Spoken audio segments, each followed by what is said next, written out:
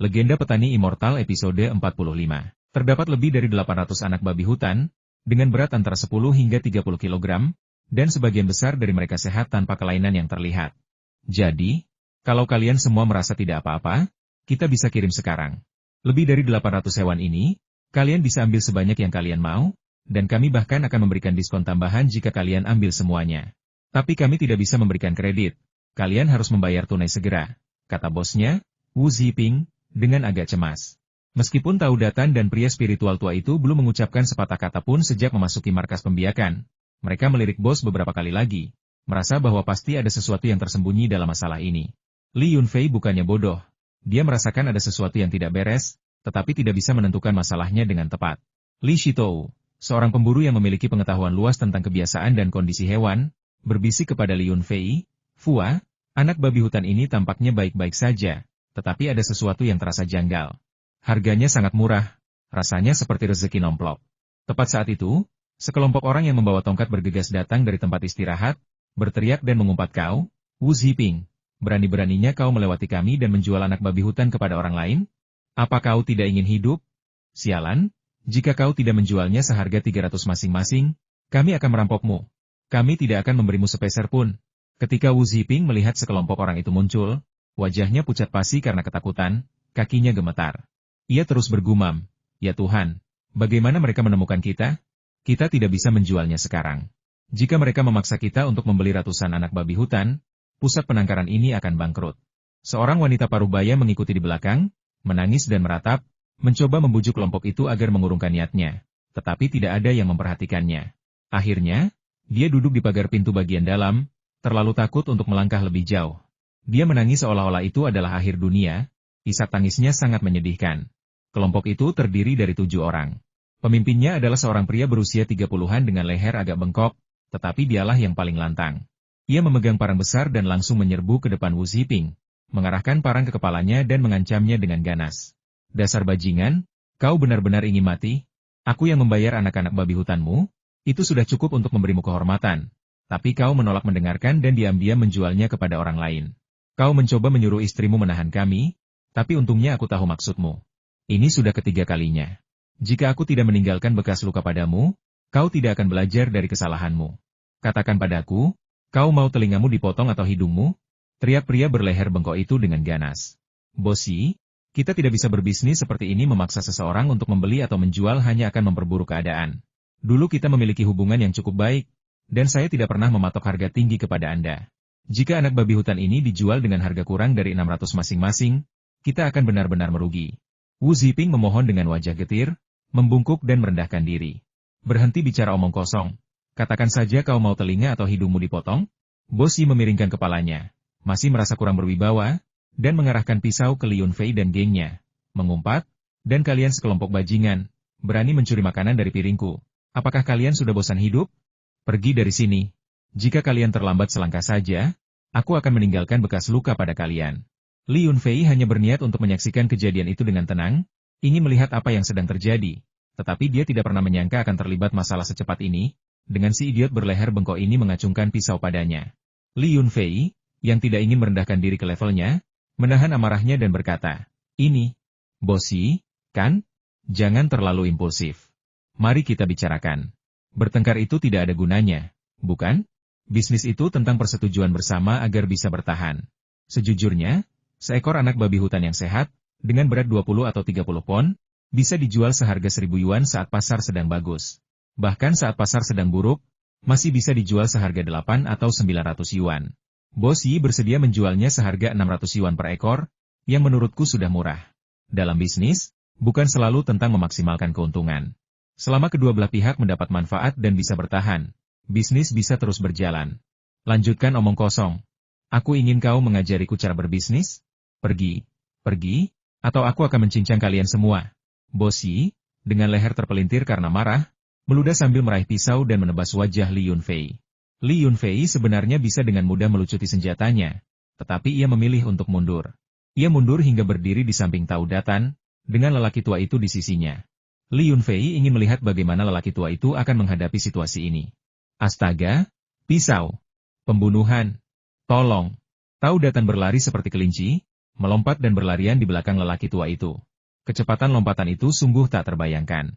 Li Yunfei terkejut dan akhirnya melihat petunjuk tentang Tao Datan. Lelaki tua itu tampak menggerakkan jarinya, dan Bo Si jatuh ke tanah di kakinya dengan bunyi gedebuk, ujung pisau menusuk pahanya. Aduh, kakiku. Sakit sekali. Tolong.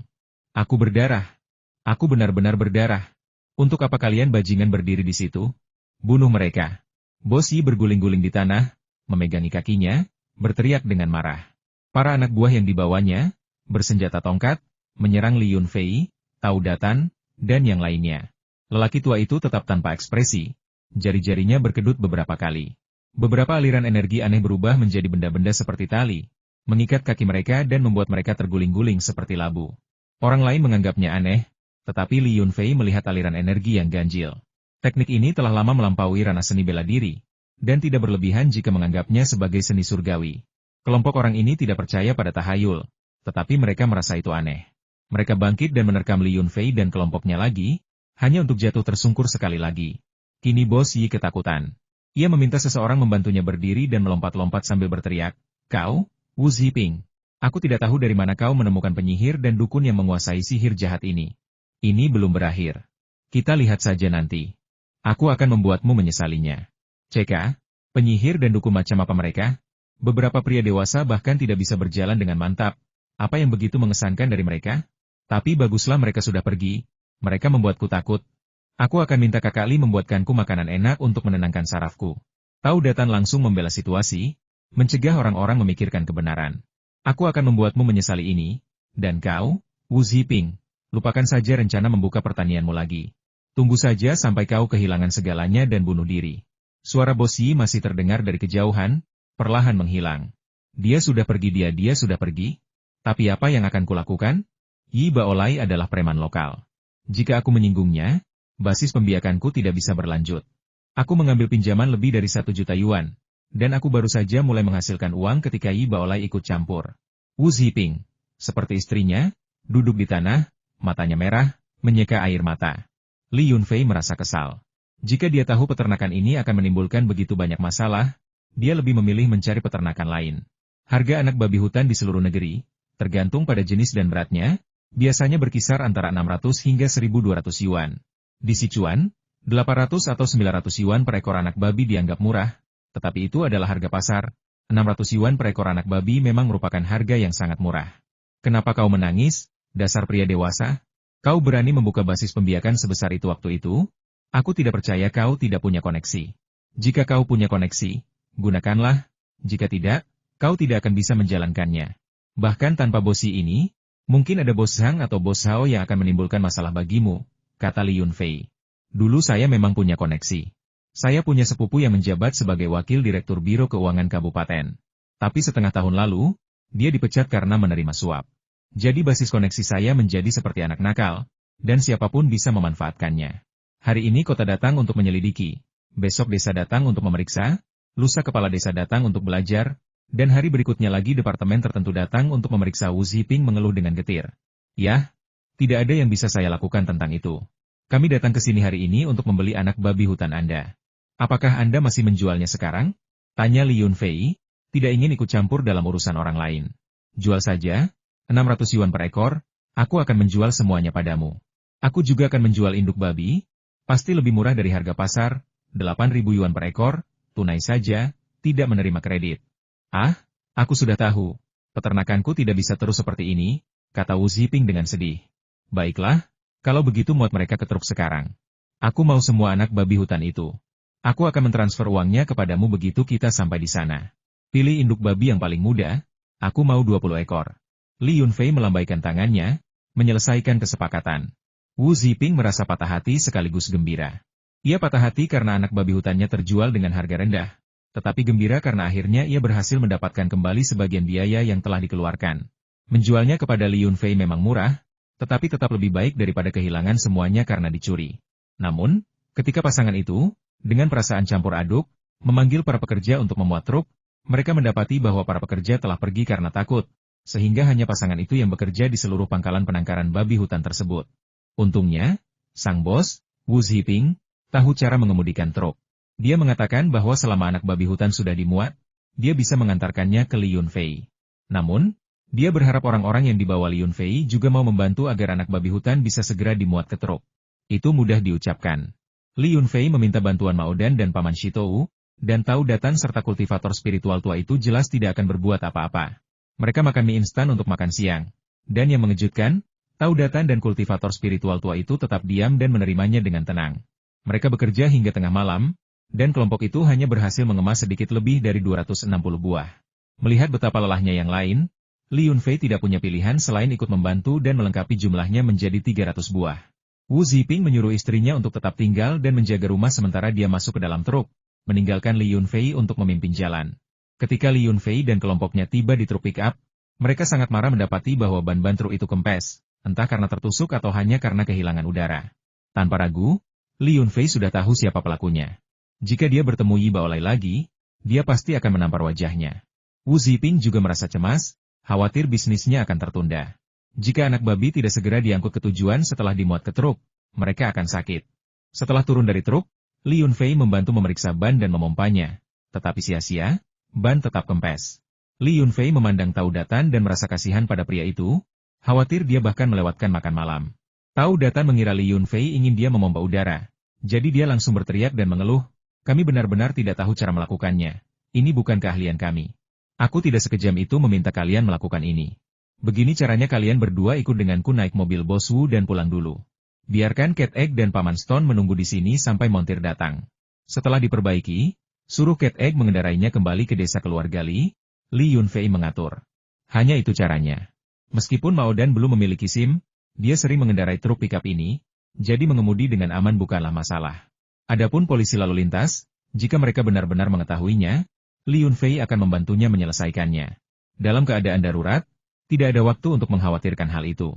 Berdasarkan kesepakatan ini, Li Yunfei membimbing Wu Ziping untuk mengangkut anak babi hutan ke peternakan babi di Li Jiasai.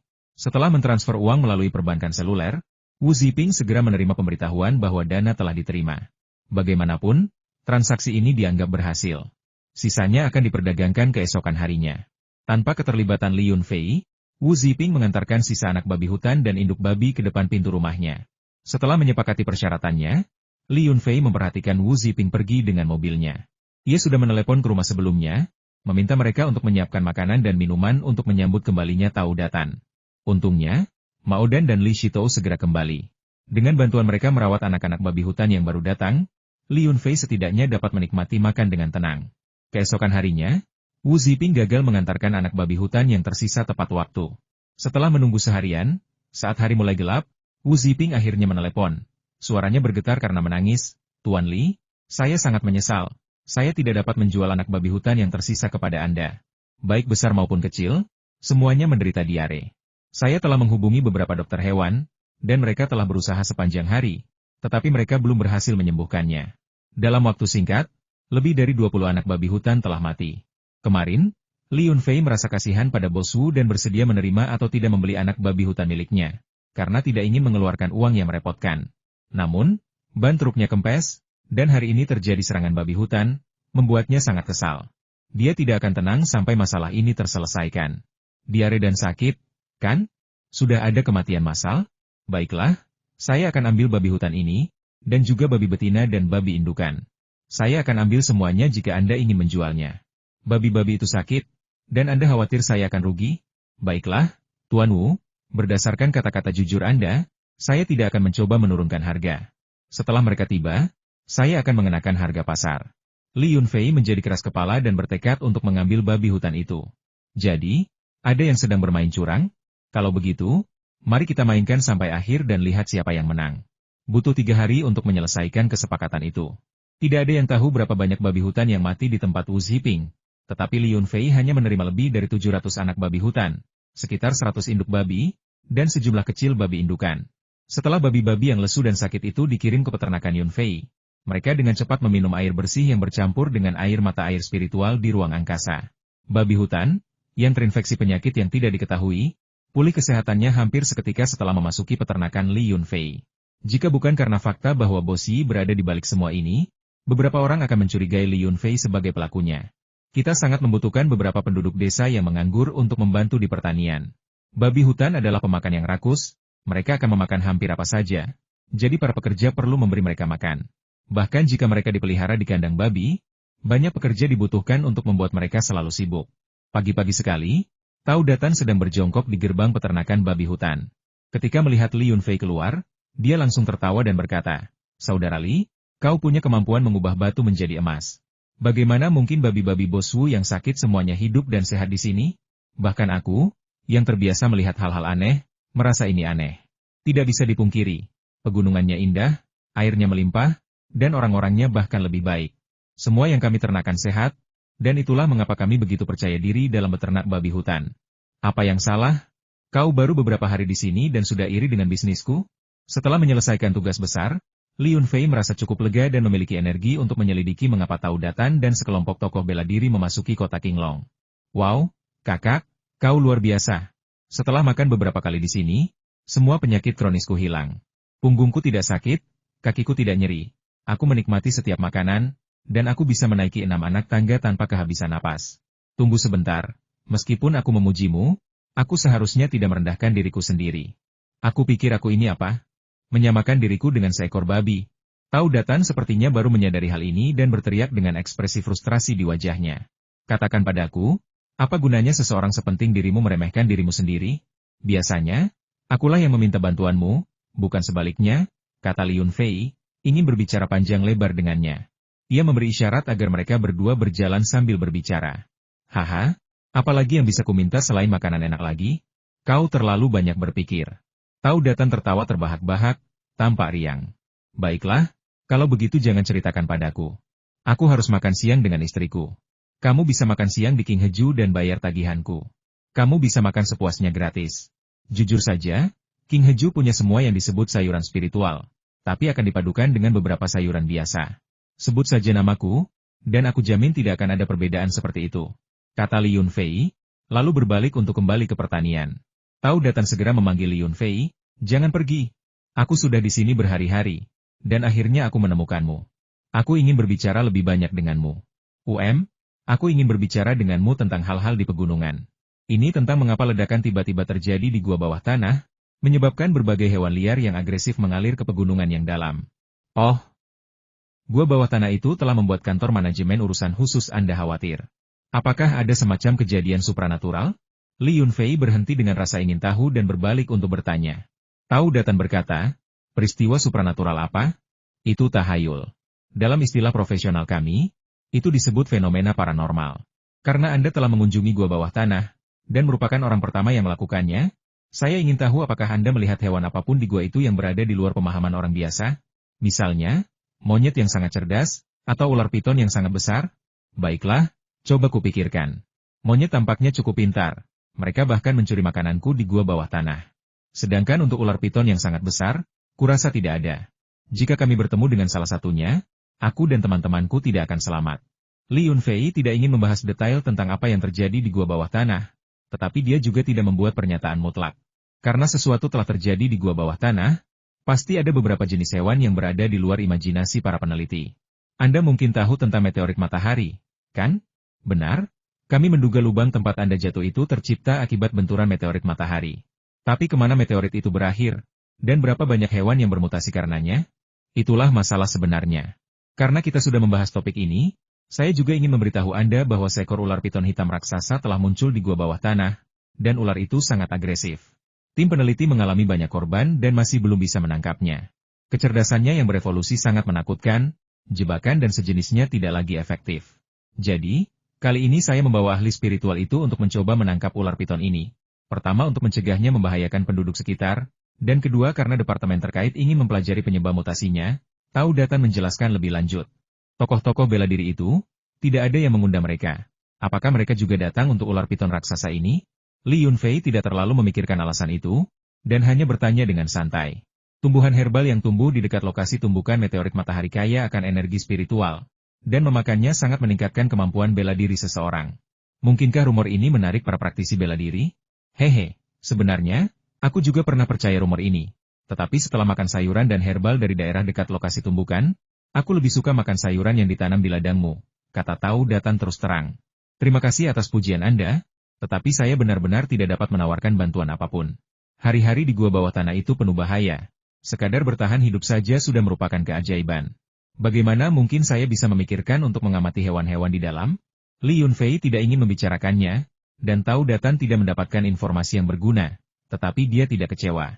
Setelah makan siang di rumah Li Yunfei, dia bahkan mengatakan bahwa sayuran yang digunakan di rumah Li Yunfei memiliki kualitas yang lebih baik dan energi spiritual yang lebih tinggi daripada yang digunakan di kediaman King He. Itu sudah jelas. Makanan yang dimakan Li Yunfei di rumah semuanya ditanam di lahan kecil, dan kualitasnya jauh melampaui makanan yang ditanam di pertanian. Saat Li Yunfei mengantar Tao Datan pergi, ia melihat Tong Tong dan Mao Mao diam-diam membawa keranjang bambu menuju gerbang pertanian. Keranjang itu terbuka, memperlihatkan isinya berupa stroberi besar. Dilihat dari bentuknya, stroberi itu pasti berasal dari pertanian mereka sendiri. Kedua pencuri kecil ini mungkin sudah mencuri stroberi berkali-kali sebelumnya. Karena akhir-akhir ini saya sibuk mengurus anak-anak babi hutan, saya belum sempat mengecek keadaan mereka. Saya hanya sesekali mendengar dari penduduk desa bahwa kedua bocah nakal ini semakin berani, bahkan mematok harga stroberi mereka hingga 100 yuan per kilogram, sehingga mereka mendapat julukan duo berhati hitam Li Jiashai dari para turis. Namun, aroma dan rasanya yang luar biasa, bahkan dengan harga 100 yuan per kilogram, tidak dapat menghalangi rasa ingin tahu orang kaya. Setelah mencicipinya, makanan itu langsung dipuji sebagai makanan lezat oleh para wisatawan, dan satu keranjang saja tidak cukup untuk terjual. Namun, kedua anak ini, yang telah mempelajari trik ini dari suatu tempat, mulai membatasi pembelian. Mereka hanya menjual satu keranjang setiap hari pada siang hari, tidak lebih. Setiap hari saat penyeberangan feri, mereka akan mulai berjualan tepat waktu, dengan maksimal 1 pound per orang, tidak lebih. Benar saja, Li Yunfei diam-diam mengikuti mereka dan melihat bahwa antrean panjang telah terbentuk di penyeberangan feri, dengan lebih dari 30 orang di dalamnya. Li Yunfei khawatir tentang anak-anak. Berapa kilogram stroberi yang bisa ditampung keranjang sekecil itu? Apakah cukup untuk dibagi? Mau, kamu lucu sekali. Bibi pelanggan tetap, bolehkah kamu menjual 1 pound lagi padaku? Apa? Tidak? Aduh, Bibi sudah terlalu baik padamu. Kemarin Bibi bahkan memberimu sekantong permen. Tong Tong, apakah jepit rambut yang kuberikan padamu masih berfungsi dengan baik? Sama-sama, belikan aku 2 pound stroberi lagi. Bukannya aku serakah, hanya saja stroberimu sangat enak. Setelah memakannya, jerawatku hilang dan kulitku menjadi lebih halus. Aku akan membeli buah seperti ini meskipun itu berarti aku akan bangkrut. Nenek sudah tua. Kakiku pegal karena berdiri terlalu lama menunggu stroberi ini. Kalau kalian berdua tidak memberiku beberapa lagi, aku akan menangis. Para pelanggan ini sungguh cerdik. Untuk membeli lebih banyak stroberi, mereka menggunakan segala macam trik mulai dari rayuan manis dan tingkah laku yang menggemaskan hingga menyentuh hati membuat kedua anak itu berkeringat deras. Mereka terus menolak, tetapi hati mereka melunak, jadi mereka memasukkan 4 atau 5 stroberi lagi ke dalam tas bibi itu, mengambil segenggam lagi dari tas gadis itu, dan memberikan beberapa lagi kepada wanita tua itu. Saat mereka melayani pelanggan ke-13, hanya tersisa beberapa buah stroberi di keranjang. Melihat wajah pelanggan yang kecewa, kedua anak itu dengan murah hati berkata, ini tidak cukup untuk 1 pound, Anda bisa mengambilnya gratis. Meskipun pelanggan tersebut memiliki banyak keluhan, keluhan itu langsung hilang. Meskipun mereka tidak membeli 1 pound pun, mereka mendapatkan beberapa buah stroberi besar secara gratis, yang merupakan kejutan menyenangkan. Adapun mereka yang tidak mendapat kesempatan mengantre, kedua anak kecil itu, yang cukup cerdas, membungkuk dan meminta maaf kepada mereka, meminta mereka untuk datang lebih awal keesokan harinya untuk mengantre, karena mereka tidak akan bisa membeli apapun jika terlambat, karena mereka harus pergi ke sekolah dan akan dimarahi oleh guru mereka jika terlambat. Bukankah kedua anak nakal ini sudah makan siang di taman kanak-kanak? Siapa yang menjemput mereka?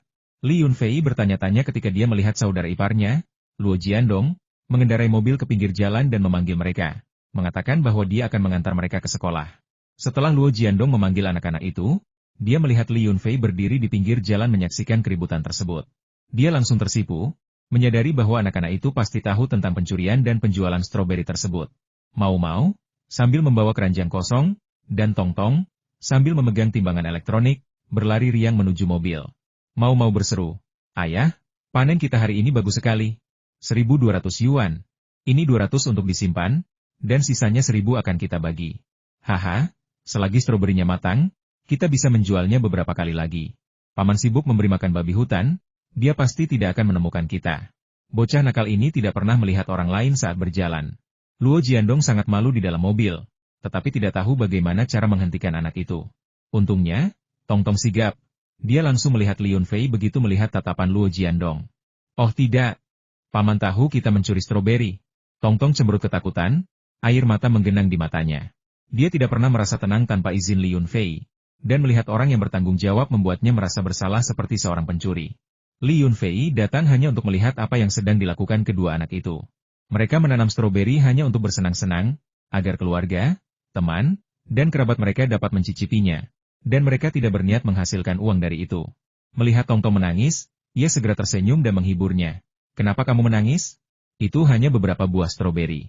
Paman tidak menyalahkanmu. Tapi kenapa kamu tidak menyimpan sebagian?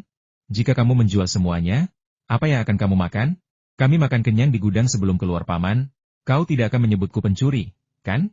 Aku tadinya mau memberitahumu, tapi mau bilang kau orang kaya dan kami miskin. Jadi kau bisa merampok apapun yang kau mau untuk membantu orang lain," kata Tongtong, dengan gugup dan merasa tersinggung. "Haha, merampok orang kaya untuk membantu orang miskin, ya? Mau? Di mana kau bersembunyi? Dasar bocah nakal?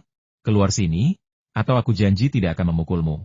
Li Yunfei berdiri di depan mobil dan mengancam dari dalam. "Aku tidak percaya, Paman. Terakhir kali aku memecahkan botol anggurmu, Paman mau memukulku." Bocah itu bersembunyi di dalam mobil dan membuat ekspresi lucu ke arah Li Yunfei melalui celah di jendela. Karena sangat malu, Luo Jiandong tidak punya pilihan selain menjelaskan, "Adikku, masalah ini sebenarnya adalah kesalahanku. Aku baru tahu kemarin bahwa mereka diam-diam menjual stroberi. Tetapi karena mereka tidak menjual banyak dan itu akan membantu anak-anak mengembangkan keterampilan sosial mereka, aku tidak menghentikan mereka." Li Yunfei melambaikan tangannya. "Tidak apa-apa, mereka semua anak-anak kita sendiri, tidak perlu khawatir. Stroberi di rumah kaca sudah matang, tetapi saya belum sempat merawatnya beberapa hari terakhir ini. Ketika para pekerja mulai memetiknya, saya akan mengirimkan satu keranjang ke restoran setiap hari. Anda bisa memakannya, atau memberikannya kepada pelanggan kelas atas kami. Sedangkan untuk anak-anak, selama tidak mengganggu sekolah mereka, mereka boleh memetik satu keranjang untuk dijual setiap siang. Bagaimana mungkin aku bisa menerima itu?" Setelah bertukar beberapa kata sopan lagi, Luo Jiandong membawa kedua anak itu dan segera menuju kota. Li Yunfei tidak terlalu memikirkannya, tetapi ia merasa bahwa saudara iparnya tidak terlalu baik.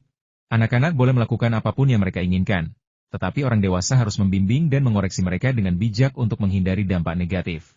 Pola pikir anak-anak berubah dari mencuri stroberi menjadi memetiknya secara terbuka. Li Yunfei tidak peduli dengan jumlah uang yang sedikit. Selama anak-anak bahagia, itu sudah cukup. Lagi pula, musim panen stroberi di rumah kaca ini hanya berlangsung sedikit lebih dari sebulan. Seberapa banyak kerugian yang bisa terjadi jika anak-anak mengutak-atiknya? Saat makan malam-malam itu, kakak perempuannya, Li Qinghe, datang berkunjung. Biasanya, waktu ini adalah waktu tersibuk bagi bisnisnya. Dia hampir tidak punya waktu untuk makan, apalagi mengunjungi orang lain. Li Yunfei dan Yang Yunus sangat penasaran, jadi mereka segera membantu kakak ipar mereka duduk dan menawarkan lebih banyak mangkuk dan sumpit. Li Qinghe buru-buru berkata tidak perlu, dan langsung mengungkapkan bahwa insiden penjualan stroberi itu diatur oleh Luo Jiandong. Dia mengambil semua uang yang mau peroleh, dan jika mau tidak membocorkannya, dia masih akan tetap tidak tahu apa-apa. "Hehe, kenapa ipar harus serakah hanya demi sedikit uang dari anak itu?" kata Li Yunfei dengan santai. Li Qinghe sedikit malu dan berkata tanpa daya, "Apalagi alasannya? Aku terlalu ketat soal uang. Beberapa hari yang lalu, nenek mau dirawat di rumah sakit dan menghabiskan banyak uang. Kedua orang tua itu kekurangan uang dan tidak ingin menyentuh deposito tetap mereka di bank. Jadi mereka meminta anak-anak mereka untuk menarik uang. Aku masih marah pada nenek Mao, jadi aku mengabaikan permintaan Luo Jiandong. Siapa sangka dia akan bersekongkol melawan anak-anak? Oh, jadi itu yang terjadi. Tidak apa-apa. Karena yang membutuhkan perawatan medis adalah orang lanjut usia, kamu harus membayar. Aku tidak kekurangan uang sekarang, untuk apa repot-repot dengan semua ini?" saran Li Yunfei. "Uang itu masalah kecil. Hanya saja aku marah dan tidak mengerti. Di keluarga mereka dulu, mereka sangat teliti soal setiap sen, mencatat semuanya di buku besar mereka. Kemudian, aku pergi tanpa apapun dan hanya memiliki aset yang kumiliki hari ini berkat keluargaku. Mengapa aku harus membayar biaya pengobatannya?" Li Qinghe dipenuhi amarah saat menyebut ibu mertuanya, dan dia menggerutu keras selama beberapa menit. "Bagaimanapun juga, wanita tua itu adalah nenek Mao dan ibu mertuamu. Kau bisa memutuskan sendiri bagaimana menanganinya." Li Yunfei hanya bisa membujuknya sampai sejauh itu. Dia tidak ingin terlalu terlibat dalam urusan keluarga adiknya. "Lupakan saja. Kembalilah dan berikan uang itu kepada Luo Jiandong agar dia bisa memenuhi kewajibannya sebagai orang tua dan berhenti diam-diam merencanakan sesuatu untuk uang hasil jerih payah anak-anak. Selain itu, jangan beri anak-anak kesempatan lagi untuk mencuri sayuran untuk dijual. Jangan memanjakan mereka. Aku akan memperjelas kepada para pekerja bahwa jika mereka melihat anak-anak mencuri sayuran, mereka harus memanggilku. Aku pasti akan mendisiplinkan Mao Mao. Kau juga perlu memberitahu Mutou untuk mengawasi Tong Tong. Setelah mengatakan itu, Li Qinghe buru-buru pergi lagi, mengatakan bahwa restoran tidak bisa ditinggalkan tanpa pengawasan karena bisnis sedang ramai saat ini. Semua ini hanyalah hal-hal sepele. Li Yunfei dan Yang Yunu sama-sama santai dan berpikir, tidak apa-apa, asalkan semua orang bahagia. Jika kita terlalu serius, anak-anak juga tidak akan bahagia. Perkelahian biasanya merupakan hal sepele di desa, dan kebanyakan orang tidak terlalu memperhatikannya kecuali jika mereka kebetulan menyaksikannya. Maka mereka hanya menontonnya sebagai hiburan. Namun, telah terjadi banyak perkelahian di desa selama 2 hari terakhir, dan semuanya dilakukan oleh orang luar yang tampaknya cukup terampil, sehingga menghasilkan perkelahian yang sangat menghibur yang seringkali menarik kerumunan penduduk desa yang memperlakukannya seperti pertunjukan monyet. Li Yunfei pergi mengantarkan belanjaan ke rumah kakek neneknya, dan dalam perjalanan pulang, ia menyaksikan perkelahian lain. Kedua pemuda itu sama-sama mahir bela diri, saling bertukar pukulan dengan sengit. Di antara para penonton, Li Yunfei bahkan melihat Biksu Huian. Tasbih hitam di lehernya sangat mencolok di bawah sinar matahari. Li Yunfei tahu ada sesuatu yang aneh tentang Rosario ini. Rosario itu menolak ruang kecilnya, dan relik di tangannya juga menolak ruang kecilnya. Mungkinkah Rosario di tubuh Huian seluruhnya terbuat dari relik? Seolah merasakan tatapan Li Yunfei, Biksu Huian menoleh dan melihat Li Yunfei. Li Yunfei menyapanya dengan terbuka dan ramah, tanpa menunjukkan rasa malu karena sedang diperhatikan.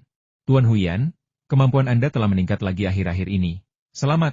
Cuaca hari ini bagus, bagaimana kalau kita datang ke rumah sederhana saya untuk minum-minum?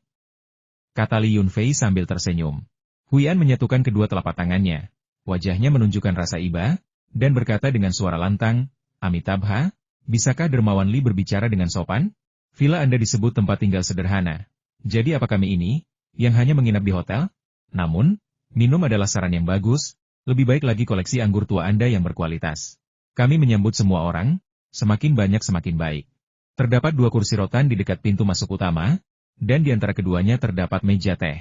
Sejumlah kecil teh pencerahan yang belum habis tersisa di teko porselen putih di atas meja, mengeluarkan aroma yang sangat harum. Lebah dan kupu-kupu berkerumun di sekitar meja teh, menciptakan pemandangan yang memukau. Hanya Yang Yunu yang bisa begitu boros, setelah minum terlalu banyak teh pencerahan, dia tidak lagi menganggapnya serius. Teh ini sepertinya cukup enak. Dermawan Li, bagaimana kalau kita beralih dari anggur ke teh hari ini? Sudah lama ku dengar bahwa Anda memiliki tanaman teh yang bagus yang hanya menghasilkan sedikit daun setiap tahun. Teh ini memiliki aroma yang unik, dan meminumnya membawa kebijaksanaan, kesehatan, dan bahkan kemampuan untuk menjaga awet muda dan memperpanjang umur. Namanya teh pencerahan. Mata Biksu Huian bersinar terang saat ia menghujani tanaman itu dengan pujian yang berlebihan. Hehe, teh pencerahan kehilangan rasanya setelah diseduh 3 kali. Ini pasti sudah yang ketiga kalinya. Sekalipun aku sangat menyayangi istriku yang boros ini, dia tidak akan seboros itu hanya menyeduhnya 2 kali lalu berhenti meminumnya. Li Yunfei berkata sambil menuangkan setengah cangkir kecil teh dari teko dan menambahkan air mendidih untuk menyeduhnya lagi. Kali ini, rasanya memang jauh lebih hambar. Biksu Huian berpikir dalam hati bahwa itu sangat disayangkan, tetapi matanya tertuju pada setengah cangkir teh di atas meja, bahkan lebih dari lebah dan kupu-kupu yang berputar-putar di sekitar cangkir itu. Tatapan Li Yunfei tetap tertuju pada tasbih hitam di leher Huian, memikirkan bagaimana cara meminjamnya untuk mempelajarinya sejenak, bahkan hanya menyentuhnya beberapa kali pun tidak apa-apa. Keduanya duduk di kursi rotan, tanpa menikmati pemandangan dengan tenang dan damai. Ikan-ikan di kolam dengan santai mengapung ke permukaan, memakan tanaman air yang terendam air mata air di tempat itu. Mereka gemuk dan lincah, sesekali menciptakan gelombang putih salju. Beberapa awan putih melayang, meninggalkan pantulan di air yang jernih, memperlihatkan tekstur awan. Ketika sinar matahari muncul kembali di dekat kursi rotan, suasana hatiku langsung cerah. Para biksu tidak suka membuang-buang makanan, jadi aku akan puas dengan setengah cangkir teh ini. Ekspresi Huian tenang, tetapi matanya dipenuhi kesedihan. Seolah-olah dia tidak akan mampu menyelesaikan perbuatan baiknya jika dia tidak meminum secangkir teh ini. Tidak, ini terlalu merepotkan.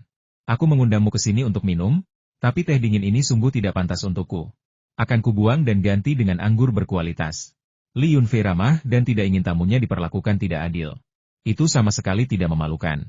Sebenarnya, saya suka minum teh sebelum minum alkohol. Ada teh panas di sini. Mengapa minum sisa teh dingin? Saya menyukainya baiklah. Karena dermawan Li mengundang biksu sederhana ini ke sini, silakan berbicara dengan leluasa. Biksu sederhana ini tentu akan menjawab semua pertanyaan Anda sebaik mungkin. Coba lihat rosario yang kau kenakan. Huian langsung menegang, kilatan dingin terpancar di matanya, dan dengan tenang bertanya, apa maksud dermawan Li dengan ini? Mungkinkah Anda tidak puas dengan kehidupan damai Anda saat ini? Li Yunfei melambaikan tangannya dan tertawa. Guru, Anda salah paham. Saya hanya tiba-tiba sangat penasaran tentang hal ini. Saya menemukan sebuah relik beberapa waktu lalu yang mirip dengan tasbih Anda. Dan saya ingin bertanya apakah keduanya terbuat dari bahan yang sama? Huian rileks dan menjelaskan. Relik? Hehe, menurut pandangan Buddha kami, itu bukanlah hal yang langka. Biksu manapun dengan sedikit kultivasi dapat membakar relik. Namun, relik yang dapat menghasilkan fluktuasi energi spiritual sangatlah langka, yang mungkin terkait dengan kultivasi biksu terkemuka selama hidup mereka. Karena Dermawan Li telah bertanya, biksu yang rendah hati ini tidak akan ragu untuk mengungkapkan beberapa informasi. Untaian tasbih ini adalah alat ritual yang diwariskan oleh biksu terkemuka di kuil kami. Asalnya dari relik seorang biksu yang sangat terampil. Mereka berasal dari garis keturunan dan asal yang sama, disempurnakan oleh seorang guru, dan diberkati oleh beberapa generasi biksu. Itulah sebabnya mereka memiliki kekuatan yang mereka miliki saat ini. Apakah butuh pemurnian untuk menjadi senjata sihir? Li Yunfei dengan saksama memeriksa untaian tasbih di leher Huian dan memang melihat banyak pola gelap yang rumit, yang bahkan lebih indah daripada relik di tubuhnya. Huian dengan ramah menunjuk sebuah manik di dadanya dan berkata, ya, pola di permukaan manik relik ini adalah sejenis teknik pemurnian. Sayangnya, saya mendengar bahwa teknik pemurnian ini telah hilang, sehingga semakin sedikit artefak magis yang tersisa di dunia. Adapun figur kertas, orang-orangan sawah, dan jimat dari beberapa sekte, semuanya adalah barang habis pakai. Setelah mendengar ini, Li Yunfei mendapat ide karena pola di permukaan relik adalah kunci pemurniannya. Bukankah menghancurkan pola tersebut akan mengubah relik menjadi benda biasa dengan fluktuasi energi spiritual? Dengan begitu, relik tersebut mungkin dapat disimpan di ruang kecil, dan aku tidak perlu khawatir orang-orang mengetahui bahwa aku terkait dengan hilangnya Huang Jingyao. Keduanya berhenti di situ, karena sudah melewati batas memasuki urusan pribadi. Dengan pandangan penuh arti di antara mereka, Biksu Huian akhirnya meminum setengah cangkir teh dingin itu. Ketika Yin Sueyan dan Kepala Pos Kesehatan dan Pencegahan Epidemi tiba di pertanian, mereka melihat Li Yunfei sedang minum bersama seorang biksu. Di atas meja terdapat sepiring kacang dan sepiring irisan lobak. Bahkan belum waktu makan, dan keduanya menciptakan pemandangan yang agak janggal di tepi kolam yang indah di bawah sinar matahari musim semi. Sejak berpisah dengan Li Yunfei di ibu kota provinsi, Yin Sueyan kembali bekerja di kota secepat mungkin. Setelah menunggu beberapa hari, akhirnya dia mendapatkan kesempatan ini dan menerima tugas yang mungkin berhubungan dengan Li Yunfei. Pusat Kesehatan dan Pencegahan Epidemi akan memeriksa peternakan Li Yunfei untuk memastikan kondisi kebersihannya memenuhi standar. Meskipun hanya formalitas, sertifikat kebersihan yang mereka keluarkan sangat penting. Yin Sueyan, sebagai Kepala Pusat Perlindungan Hewan dan Tumbuhan, perlu memastikan bahwa babi hutan di peternakan Li Yunfei bukanlah hewan liar yang ditangkap secara ilegal dan memiliki bukti asal-usul yang sah. Beberapa dokumen bersifat opsional, terutama untuk pertanian kecil di daerah pedesaan. Namun, jika Anda tidak memiliki koneksi yang kuat atau pendukung yang berpengaruh, Anda seringkali dapat terjerumus ke dalam kebangkrutan karena dokumen-dokumen yang tampaknya tidak penting ini. Laporan permohonan untuk peternakan King Yu telah diajukan beberapa hari yang lalu. Hari ini, hampir tengah hari ketika rombongan ini akhirnya tiba. Makan siang tak terhindarkan, dan mereka akan disuguhi makanan dan minuman yang enak. Direktur Zhang dari Pos Kesehatan dan Pencegahan Epidemi terus-menerus menjilat Yin Sueyan sepanjang jalan, tetapi Yin Sueyan bahkan tidak meliriknya, membuat Zhang marah besar. Melihat Li Yunfei, pemilik pertanian, minum dan tertawa bersama seorang biksu, sama sekali mengabaikan kelompoknya, Zhang berdeham beberapa kali, tetapi Li Yunfei bahkan tidak menoleh. Siapa Li Yunfei? Sikapnya sungguh arogan. Kau datang ke pertanianmu dan tak seorang pun menyapamu. Sepertinya berkas lamaranmu diajukan terlalu cepat. Teriak Direktur Zhang dari beberapa meter jauhnya. Li Yunfei dan Huian asyik mengobrol tentang meditasi mereka, sehingga mereka tidak mendengar langkah kaki. Mendengar teriakan Zhang, mereka segera berdiri untuk menyambutnya. Direktur Zhang ini, meskipun hanya seorang pejabat kecil, cukup sulit untuk dihadapi. Bahkan jika mereka tidak menyambutnya, mereka harus menyambut Yin Sueyan. Aku sudah lama menunggu Direktur Zhang. Tidak banyak orang di pertanian ini, jadi mohon maaf atas kekurangan keramahan kami. Oh, bukankah ini Kapten Yin? Lega rasanya kalian semua ada di sini. Sudah hampir waktu makan siang, jadi mari kita pergi ke restoran, makan, lalu kembali bekerja. Li Yunfei tidak marah. Seperti petani biasa, dia sangat patuh kepada para pejabat junior ini. Yin Sueyan, yang tampaknya tidak menyukai seseorang, tersenyum lebar sambil berkata, "Oh, Tuan Li, Anda terlalu sopan kepada kami. Saya kira Anda akan memperlakukan kami seperti polisi." Liu Baokuan dari kantor polisi itu diusir dari desa keluarga Li oleh Anda. Saya benar-benar takut jika Anda marah, Anda juga akan mengusir Direktur Zhang kami. Li Yunfei berpikir gadis ini pantas dipukul. Dia selalu membuat masalah begitu mereka bertemu. selalu ingin menimbulkan kekacauan. Berurusan dengan Liu Baoquan hanyalah kesempatan untuk memperingatkan Direktur Xiong agar bersikap baik dan berhenti membuat masalah di desa keluarga Li. Direktur Zhang dari Stasiun Pencegahan Epidemi hanya mudah marah dan sedikit rakus, tidak ada gunanya berkelahi dengannya. Jika Anda selalu mencari kesalahan semua orang dan terus-menerus menghina orang lain, bahkan jika Anda mengenal beberapa pejabat tinggi, Anda akhirnya akan menyia-nyiakan semua koneksi dan sumber daya Anda. Li si orang terkaya, ya?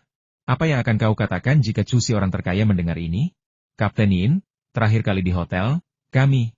Begitu Li Yunfei menyebutkan ini, ekor rubah Yin Xueyan yang baru saja terangkat langsung menghilang, dan dia dengan patuh menegakkan tubuhnya, tidak berani memprovokasinya lagi. Direktur Zhang akhirnya menyadari di mana dia berada.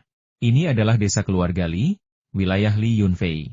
Dia berani memukuli bahkan para petugas polisi dan bahkan mengusir kepala Xiong yang berpengaruh. Dengan statusnya, dia tidak bisa bersikap sombong di depannya.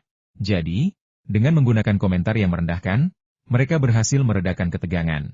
Biksu Huian, sambil membawa setengah guci anggur tua, tertawa dan pergi, mengatakan bahwa dia tidak akan menunda urusan Li Yunfei lebih lama lagi. Anggurnya enak, dan tehnya bahkan lebih enak. Aku akan kembali untuk menikmatinya lagi lain waktu. Hidup itu seperti sebuah drama, dan bagian yang paling menarik seringkali tidak ada dalam naskah Anda. Sutradara Zhang dan Yin Xueyan masing-masing membawa 3 anggota staf, dan ke-8 orang itu duduk di sebuah meja. Li Yunfei juga mengundang kepala desa Li Tianlai dan bendahara desa Li Chunyi untuk bergabung dengan mereka, dan menghibur kelompok itu sepuasnya. Adapun pemeriksaannya, itu hanya kunjungan singkat ke peternakan babi setelah makan malam untuk mencerna makanan, diikuti dengan pemberian stempel. Awalnya mereka bermaksud mempersulit Li Yunfei sebelum membubuhkan stempel pada dokumen, tetapi setelah hanya 1 kali makan, tidak ada masalah sama sekali. Namun, Yin Xueyan hanya ingin menggunakan Li Yunfei untuk berurusan dengan Direktur Zhang, bukan untuk mempersulit Li Yunfei, jadi dia bahkan lebih setuju. Dia bahkan memanfaatkan kesempatan itu untuk bertukar beberapa patah kata dengan Li Yunfei, menanyakan dengan kesal mengapa dia tidak menjawab teleponnya setelah pulang. Li Yunfei bingung. Siapa yang masih ingat nomor teleponnya? Yang Yunu pasti punya informasi kontaknya, tapi dia benar-benar tidak menyimpannya di buku alamat teleponnya. Dia sering tidak menjawab panggilan dari nomor yang tidak dikenal. Aku benar-benar tidak mengerti. Kau biasanya sangat bijaksana. Jadi mengapa kau sengaja menyinggung Direktur Xiong? Kudengar Xiong Jiakun berteriak bahwa dia akan memberimu pelajaran. Sebaiknya kau berhati-hati, bisik Yin Xueyan kepadanya saat dia pergi. Hidup ini penuh dengan kekecewaan, 8 atau 9 dari 10. Seseorang harus bertindak dengan hati nurani yang bersih di hadapan langit dan bumi. Bagaimana mungkin dia bisa menyenangkan semua orang dalam segala hal? Li Yunfei mengucapkan bagian pertama kalimatnya dengan arogan dan berintegritas, tetapi kemudian dia mengubah topik pembicaraan dan menjadi sedikit nakal. Tapi sejak kapan kau mengubah caramu dan mulai peduli padaku? Siapa peduli padamu? Aku hanya mengingatkanmu karena kita telah melewati suka duka bersama. Kau menganggap kebaikanku sebagai hal yang biasa. Kau hanya akan jujur setelah kau diberi pelajaran. Yin Xueyan mendengus dingin, menggoyangkan pinggang rampingnya saat berjalan pergi. Kakinya yang panjang bergoyang anggun, memikat semua orang yang melihatnya. Setelah mengantar para pejabat kota, Li Yunfei kembali ke peternakan. Semua prosedur yang diperlukan telah disiapkan, sehingga ia dapat fokus pada pemeliharaan babi hutan dan menunggu panen. Namun, tak satu pun dari mereka pernah benar-benar memelihara babi hutan sebelumnya. Teknik yang dipelajari Mao Dan di tempat hanyalah teori, sementara Li Shitou memiliki pengalaman luas dalam berburu babi hutan dan familiar dengan metode bertahan hidup mereka, tetapi pengalamannya dalam memelihara babi hutan hampir nol. Li Yunfei bahkan harus pergi ke Stasiun Teknologi Pertanian Kabupaten untuk mencari ahli yang dapat memberikan pelatihan di tempat. Setelah mengurus urusan peternakan babi, Li Yunfei bersiap mencari tempat terpencil untuk menghilangkan pola misterius pada relik tersebut. Begitu ia melangkah keluar dari gerbang peternakan babi, ia melihat Wu Ziping, seorang peternak babi skala besar dari kabupaten tetangga, berjongkok di depan truknya di gerbang, menyeka air mata. Melihat Li Yunfei, ia berteriak seolah-olah telah melihat seorang penyelamat, "Bos Li, tolong selamatkan peternakan babi saya. Yi Baolai benar-benar bajingan, dia ingin menghancurkan peternakan babi saya sepenuhnya. Kami baru saja menyelesaikan penanganan masalah diare 2 hari yang lalu, dan hari ini masalah baru muncul. Puluhan babi hutan setengah dewasa telah mati, dan tidak satu pun dari lebih dari 100 anak babi hutan yang saya pelihara selamat. Babi hutan sehat lainnya juga hampir mati. Saya menduga mereka meracuni sumber air di hulu, tetapi saya telah melaporkannya ke polisi, dan mereka tidak akan mengajukan kasus sampai saya memberikan bukti langsung tentang peracunan. Sejujurnya, bos Yi yang berleher bengkok itu benar-benar bajingan." Li Yunfei menyimpan banyak dendam padanya. Dia telah menusuk 3 ban mobil Li Yunfei. Jika bertemu dengannya lagi, Li Yunfei tidak akan ragu untuk membuatnya malu dan menunjukkan kepadanya bahwa ada beberapa orang yang tidak bisa dia ganggu. Namun, Li Yunfei tidak bisa berbuat apa-apa jika polisi menolak untuk mengajukan kasus. Dia memiliki koneksi di wilayahnya sendiri, tetapi tidak ada di Kabupaten Miller. Bahkan Wu Ziping, seorang warga lokal, tidak bisa mengatasinya, jadi dia pasti juga tidak bisa. Dia tidak mungkin bisa mengalahkan Bosi, preman lokal itu. Aku sudah selesai. Sialan. Bahkan jika aku harus bertani selama 8 kehidupan, aku tidak akan beternak lagi. Bukankah ini hanya upaya sengaja untuk mendorongku menuju kematian? Aku memiliki aset jutaan, ditambah lebih dari 1 juta pinjaman, untuk memulai peternakan terbesar di daerah ini. Aku ingin menjadi kaya, tetapi malah aku bangkrut. Aku hampir tidak tidur sama sekali. Aku akan menjual peternakan ini kepada siapapun yang mau mengambil alih dan membayarku hanya untuk menutupi biaya. Tangis Wu Ziping sambil menggertakkan giginya. Li Yunfei merasakan sedikit rasa iba. Melihat seorang pria dewasa duduk di tanah menangis begitu pilu membuatnya merasa bahwa dunia ini terlalu memilukan. Bahwa orang baik tidak pernah bisa bertahan hidup sementara orang jahat lolos begitu saja. Baiklah, berhentilah menangis. Aku akan ikut denganmu dan melihat-lihat. Asalkan babi hutanmu belum mati sepenuhnya, aku akan memberimu harga pasar dan membeli semuanya. Yi Baolai mungkin seorang tiran lokal, tapi dia tidak bisa menimbulkan masalah di sini. Li Yunfei melambaikan tangannya, menyuruh Bos Wu pergi. Terima kasih banyak, tetapi babi-babi saya baru saja diracuni, jadi saya tidak bisa menjualnya kepada Anda dengan harga pasar untuk babi mati. Jika Anda meminta harga sedikit lebih tinggi, saya akan menjualnya kepada Anda, kata Wu Ziping, dengan perasaan bersyukur sekaligus khawatir. Aku. Li Yunfei terdiam. Apakah dia mengatakan akan membayar harga untuk babi yang mati? Hanya saja peternakan babinya baru saja dibangun dan dia bahkan belum mempekerjakan pekerja. Jika dia mengambil alih semua peternakan babi Li Yunfei, dia akan mengalami kekurangan tenaga kerja yang sangat besar. Kami tiba di tempat penangkaran Wu Ziping pada siang hari. Tanpa makan pun, kami langsung memeriksa babi hutan. Istri Wu Ziping menangis, matanya merah dan bengkak seperti buah persik, mengarahkan para pekerja untuk membawa keluar bangkai babi hutan yang baru saja mati. Babi hutan yang diracuni itu sangat gelisah, perut mereka bengkak, busa putih di sudut mulut mereka, dan mereka terus menggeram kepada manusia yang mendekat, seolah siap menyerang kami kapan saja. Babi hutan jinak ini, menghadapi situasi yang mengancam jiwa, mulai membangkitkan sifat liar bawah sadar mereka. Situasi ini membuat seluruh peternakan menjadi kacau. Bos, akhirnya kau kembali. Aku tak sanggup lagi melihatmu. Selama kau pergi, lebih dari 100 babi hutan setengah dewasa mati, mengakibatkan kerugian ratusan ribu yuan. Seru pemilik toko itu, suaranya bergetar karena isak tangis. Wu Ziping tampaknya sudah siap secara mental. Kematian lebih dari 100 ekor sudah dianggap sebagai situasi yang relatif baik. Li Yunfei menghitung bahwa, selain beberapa babi hutan yang akan dijual, beberapa babi hutan setengah dewasa, dan beberapa anak babi yang baru saja melewati tahap anak babi, nilai total peternakan ini mungkin lebih dari 20 juta, tidak sekecil yang dia katakan. Tampaknya Wu Ziping awalnya memiliki aset senilai beberapa juta, dan dengan pinjaman melebihi 1 juta, total investasinya setidaknya 5 atau 6 juta. Dalam 3 atau 4 tahun terakhir, kekayaannya setidaknya telah berlipat 3 atau 4 kali lipat, menunjukkan bahwa beternak babi hutan cukup menguntungkan. Sayangnya, ketika musim panen tiba, ia menjadi sasaran orang-orang yang tidak bertanggung jawab, sehingga ia tidak memiliki jalan keluar dan berada di ambang kehilangan segalanya. Itulah sebabnya ia buru-buru menjual bisnisnya. Mereka sudah mati, tetapi masih ada 2 atau 3 ribu yang hidup. Bos Li sangat murah hati dan mengatakan dia akan mengambil semuanya. Bahkan jika kita menjualnya dengan setengah harga, kita masih bisa balik modal. Saya dan istri saya tidak akan pernah beternak lagi. Ada pepatah lama yang mengatakan, kekayaan tidak ada artinya jika melibatkan ternak. Saya telah belajar dari kesalahan saya kali ini, kata Wu Ziping dengan suara serak. Pekerja yang mengikuti di belakang berkata dengan cemas, Bos, bukankah Yi Baolai mengatakan bahwa dia akan memastikan semua babi hutan yang Anda pelihara mati sebelum Anda menjualnya? Jika Anda menjualnya sekarang, siapa yang tahu kegilaan macam apa yang akan dia timbulkan? Saya rasa kita harus menunggu polisi datang sebelum membuat rencana apapun. Apa yang kita tunggu? Polisi tidak kunjung datang. Cepat muat babi hutan yang belum mati ke truk. Setiap menit kita terlambat berarti satu lagi mungkin akan mati. Kita tidak bisa menunggu lebih lama lagi. Hari ini saya akan memberi kalian gaji 2 kali lipat, jadi berikan yang terbaik. Saya, Wu Ziping, selalu memperlakukan kalian semua dengan baik. Apakah saya bisa menghasilkan uang dan berhenti bekerja tergantung pada kalian semua. Setelah itu, Wu Ziping menyeka air matanya dan membungkuk kepada semua orang. Sebagian besar pekerja adalah penduduk setempat, takut dengan metode Yi Baolai. Tetapi ketika mereka mendengar permintaan Bos Wu, mereka agak tersentuh dan juga merasa malu. Jadi, Karena rasa bersalah yang kompleks, mereka bekerja cukup keras, mengemudikan kelima truk pengangkut milik peternakan itu masuk, menyejajarkannya, menurunkan landasan, dan menggiring babi hutan ke dalam kandang. Menggiring babi hutan dewasa jauh lebih mudah daripada menangkap anak babi hutan, terutama setelah mereka diracuni. Mereka cukup lamban, dengan kepala menunduk.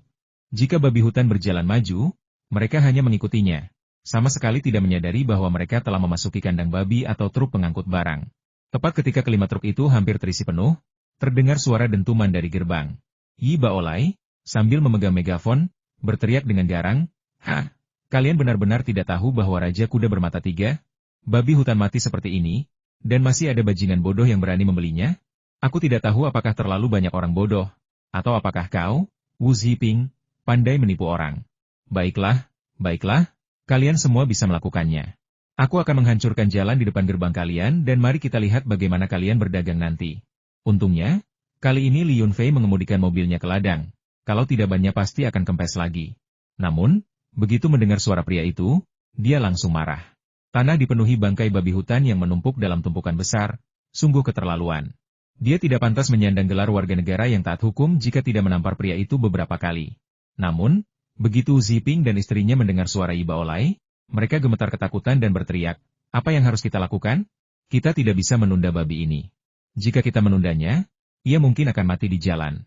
Kesepakatan yang mereka buat dengan Li Yunfei menetapkan bahwa mereka akan membeli babi hidup apapun yang dikirim ke peternakan Qing Yu dengan setengah harga pasar, dan mereka tidak akan menerima babi yang sudah mati. Babi hutan yang dijual di pasar dengan harga grosir sekitar 50 yuan per kilogram, jadi setengahnya sekitar 25 yuan. Selain itu, sebagian besar babi hutan ini sudah setengah dewasa, dengan berat sekitar 100 kilogram. Jika mereka bertahan hidup, mereka dapat dipelihara lebih lama sebelum dijual, itu praktis uang gratis. Bajingan itu masih perlu diberi pelajaran. Bukankah kali terakhir sudah cukup? Kata Li Yunfei, lalu memberi instruksi kepada Wu Ziping dan istrinya, "Kalian berdua lanjutkan memuat truk. Aku akan keluar untuk memberinya pelajaran tentang ideologi dan membuatnya sadar. Hei, hati-hati, jangan menggunakan kekerasan, kekerasan tidak akan menyelesaikan apapun. Lagi pula, Yi Baolai dan gengnya bukanlah orang yang bisa dianggap remeh." Di mata Wu Ziping dan istrinya, jatuhnya Yi Baolai terakhir kali murni karena keberuntungan, dan mereka sama sekali tidak percaya pada sihir atau hal semacam itu. "Jangan khawatir, aku benci menggunakan kekerasan untuk menyelesaikan masalah. Jika masalah bisa diselesaikan dengan kata-kata, aku tidak akan pernah menggunakan tinju. Jika masalah bisa diselesaikan dengan tinju, aku tidak akan pernah membuang-buang kata-kata." Li Yunfei berkata sambil sudah meninggalkan area pembiakan. Tuan dan Nyonya Wu menatap kosong sosok Li Yunfei yang pergi, tercengang. Kata-katanya tampak tidak berarti. Tetapi bukankah dia benar-benar berada dalam posisi yang tidak menguntungkan sendirian melawan Yi Baolai dan gengnya? Li Yunfei berjalan ke gerbang utama dan mengintip melalui celah di gerbang besi besar itu. Dia melihat Yi Baolai berjalan pincang, meneriakkan ancaman kepada Wu Ziping dan istrinya.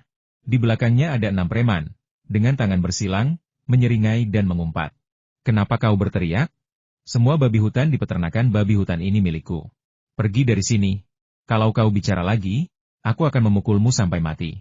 Itulah kata-kata pertama yang diucapkan oleh Li Yunfei, yang mengaku paling membenci kekerasan.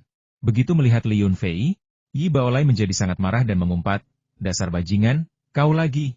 Saudara-saudara, kali ini hanya dia seorang, maju dan bunuh dia. Aku akan bertanggung jawab jika dia mati." Li Yunfei sudah menunggu kata-kata itu. Sebelum rombongan itu bisa masuk, dia sudah melompati gerbang besi dan menampar wajah Yi Baolai. Tampar. Beberapa tamparan menyusul sebelum rombongan di belakangnya akhirnya tiba.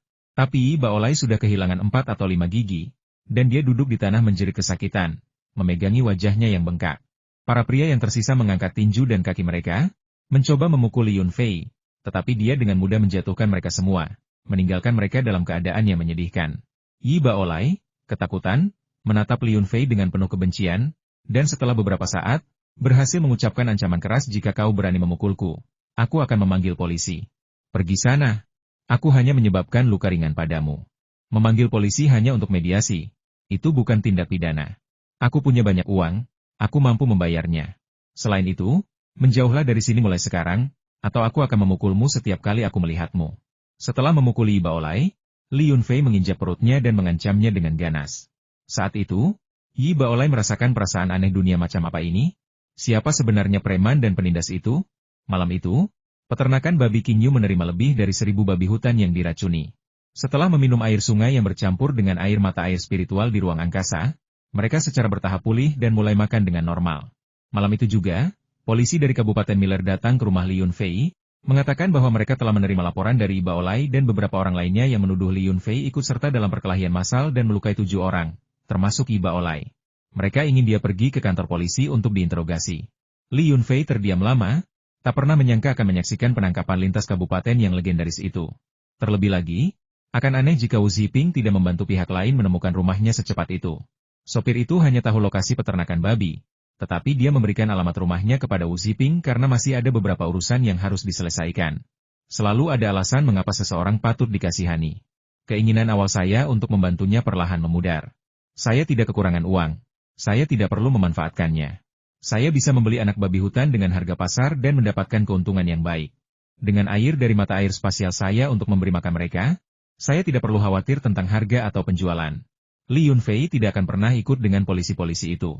Kedatangan mereka yang licik, sambil mengacungkan borgol dan senjata, adalah tanda jelas dari rasa bersalah mereka. Li Yunfei segera menghubungi seorang kenalan lama di kabupaten itu, Liu Xiangqian, yang merupakan wakil direktur kantor polisi kabupaten. Meskipun Liu tidak memiliki kekuasaan nyata, posisinya sangat bergengsi. Sebuah panggilan telepon sampai ke Liu Xiangqian, yang menanggapinya dengan sangat serius. Ia merasa bahwa keputusan Li Yunfei untuk meminta bantuannya alih-alih mencari pertolongan dari tokoh-tokoh berpengaruh di kota menunjukkan kepercayaan dan rasa hormatnya. Oleh karena itu, ia segera mengatakan akan mengadu kepada atasannya dan menghubungi kepala kantor polisi di Kabupaten Miller untuk melaporkan situasi tersebut. Pengaduan dari kenalan di dalam sistem cukup efektif. Malam itu juga, kedua polisi itu pergi dengan sopan, mengatakan bahwa mereka akan memutuskan apakah akan mengajukan kasus setelah penyelidikan. Kata-kata mereka seolah menyiratkan bahwa Iba Olai adalah seseorang yang penting, dan selama Li Yunfei bisa menanganinya, kasus bisa diajukan atau tidak, dan litigasi bisa dilanjutkan atau tidak. Namun, kabar bahwa seseorang ingin menangkap Li Yunfei disebarkan oleh seseorang dengan motif tersembunyi dalam waktu yang sangat singkat.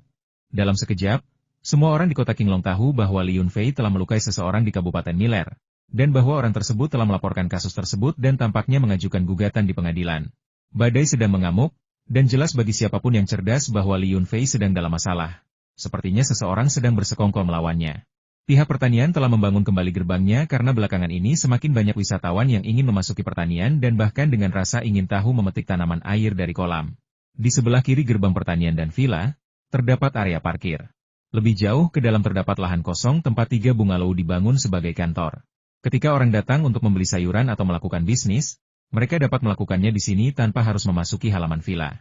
Pengambilan tumbuhan air bukanlah pertanda baik, karena Li Yunfei mendengar bahwa baru-baru ini beberapa orang telah menanyakan tentang perusahaan perlindungan lingkungan mereka dan menunjukkan minat yang besar pada teknologi pengambilan tumbuhan air perusahaan mereka.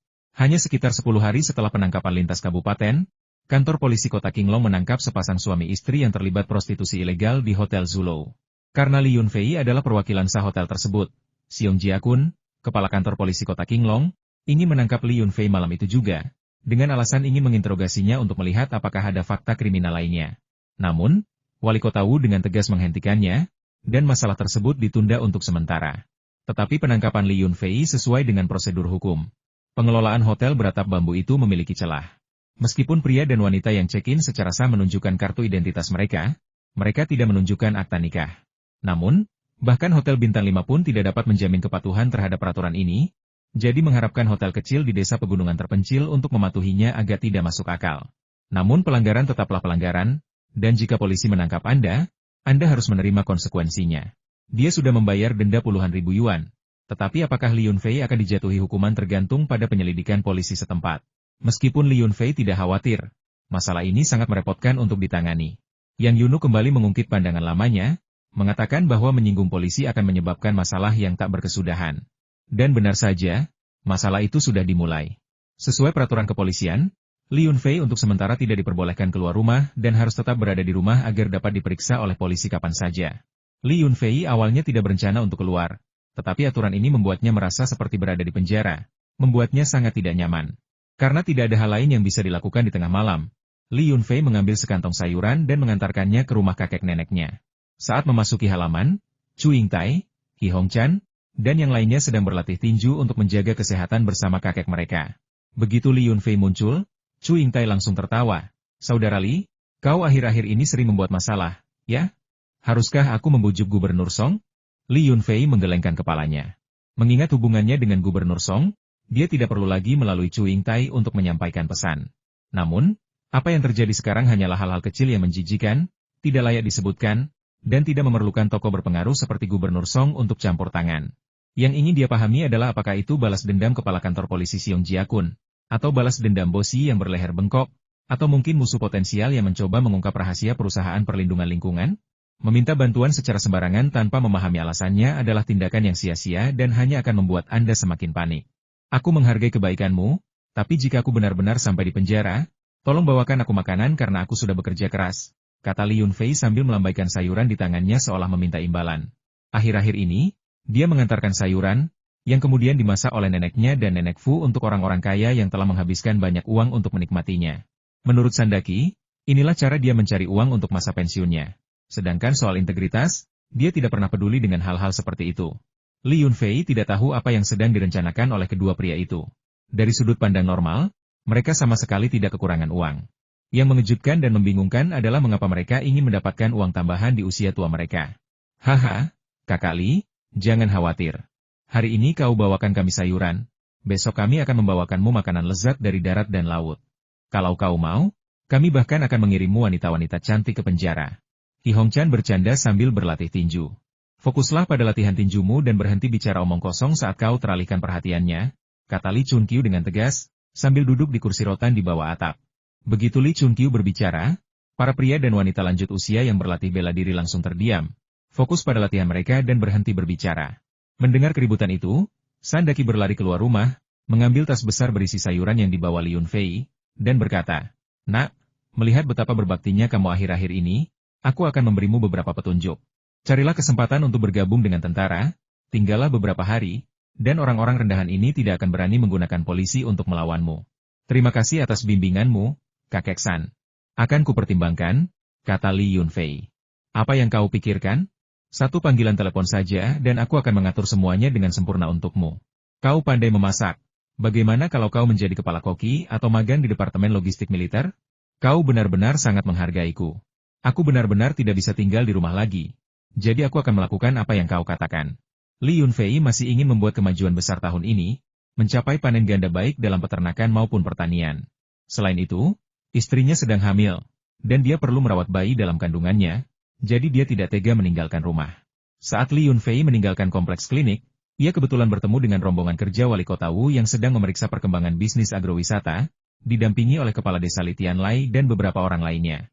Kedua rombongan bertukar sapa singkat, dan wali kota Wu menyambutnya dengan senyuman, mengatakan bahwa Li Yunfei telah memberikan kontribusi signifikan bagi pembangunan ekonomi kota Qinglong. Namun, salah satu staf yang mendampinginya berkomentar sinis, apakah bersikap arogan, mendominasi, dan beroperasi secara ilegal dianggap sebagai kontribusi? Sepertinya wali kota Wu sedang mengalami masa-masa sulit akhir-akhir ini. Bahkan rombongannya pun tidak sepenuhnya terdiri dari orang-orang kepercayaannya, dan mereka bahkan berani mempermalukannya di depan orang luar. Li Yunfei melirik pemuda yang menyela, tetapi tidak mengatakan apapun. Wali kota Wu tampaknya juga tidak mendengarnya, melanjutkan percakapannya dengan Li Yunfei. Li Tianlai menatap tajam pria itu, seolah ingin menamparnya kapan saja. "Sialan, kau sekarang berada di desa keluarga Li kami, apa yang kau pura-pura lakukan? Nanti saat makan malam, kami akan memastikan kau kekenyangan di meja makan sambil menggonggong seperti anjing." Akhirnya, Li Yunfei dan wali kota Wu bertukar senyum penuh arti, berjabat tangan, dan pergi. Saat berpisah, Li Yunfei tak kuasa menahan diri untuk memberikan tatapan penuh makna kepada Li Tian, memberi syarat agar ia menangani cucunya yang sinis itu. Jiangxi, seorang nelayan tua yang kini menjadi inspektur keselamatan di pusat perikanan, dengan tekun berpatroli di setiap tempat. Setelah melihat Li Yunfei, ia segera mendekat dengan gembira, bertukar beberapa sapaan sebelum mengamatinya dan berbisik, "Fua, aku mendengar banyak desas-desus akhir-akhir ini, termasuk dari luar kota. Mereka sepertinya membicarakan tentang tanaman air di pertanianmu, tentang penggunaannya untuk mengolah polusi, tentang bagaimana teknologi canggih dapat dijual dengan harga puluhan juta. Bahkan orang asing yang membangun jembatan pun membicarakannya. Kurasa itu bukan kabar baik, kau harus berhati-hati." "Oh, orang-orang asing itu juga membicarakan tanaman air di kolamku? Apakah kau mengerti mereka?" tanya Li Yunfei penasaran, sebuah pikiran tiba-tiba terlintas di benaknya. Tentu saja mereka bisa. Mereka banyak menggunakan isyarat dan penjelasan, sulit untuk tidak memahaminya. Terkadang mereka bahkan menunjuk ke arah kolam, terlihat sangat misterius. Jelas sekali mereka bukan orang baik. Melihat Li Yunfei tertarik, Jiangxi segera mulai dengan antusias menceritakan apa yang telah didengarnya. Jika masalah tumbuhan air menarik perhatian organisasi kepala bawang, segalanya akan menjadi rumit. Tumbuhan air menyerap energi spiritual, yang secara alami memiliki aspek yang tidak biasa. Tidak jelas apakah energi spiritual dapat dideteksi, tetapi kandungan aktif dalam tumbuhan air jelas lebih tinggi daripada tumbuhan sejenisnya.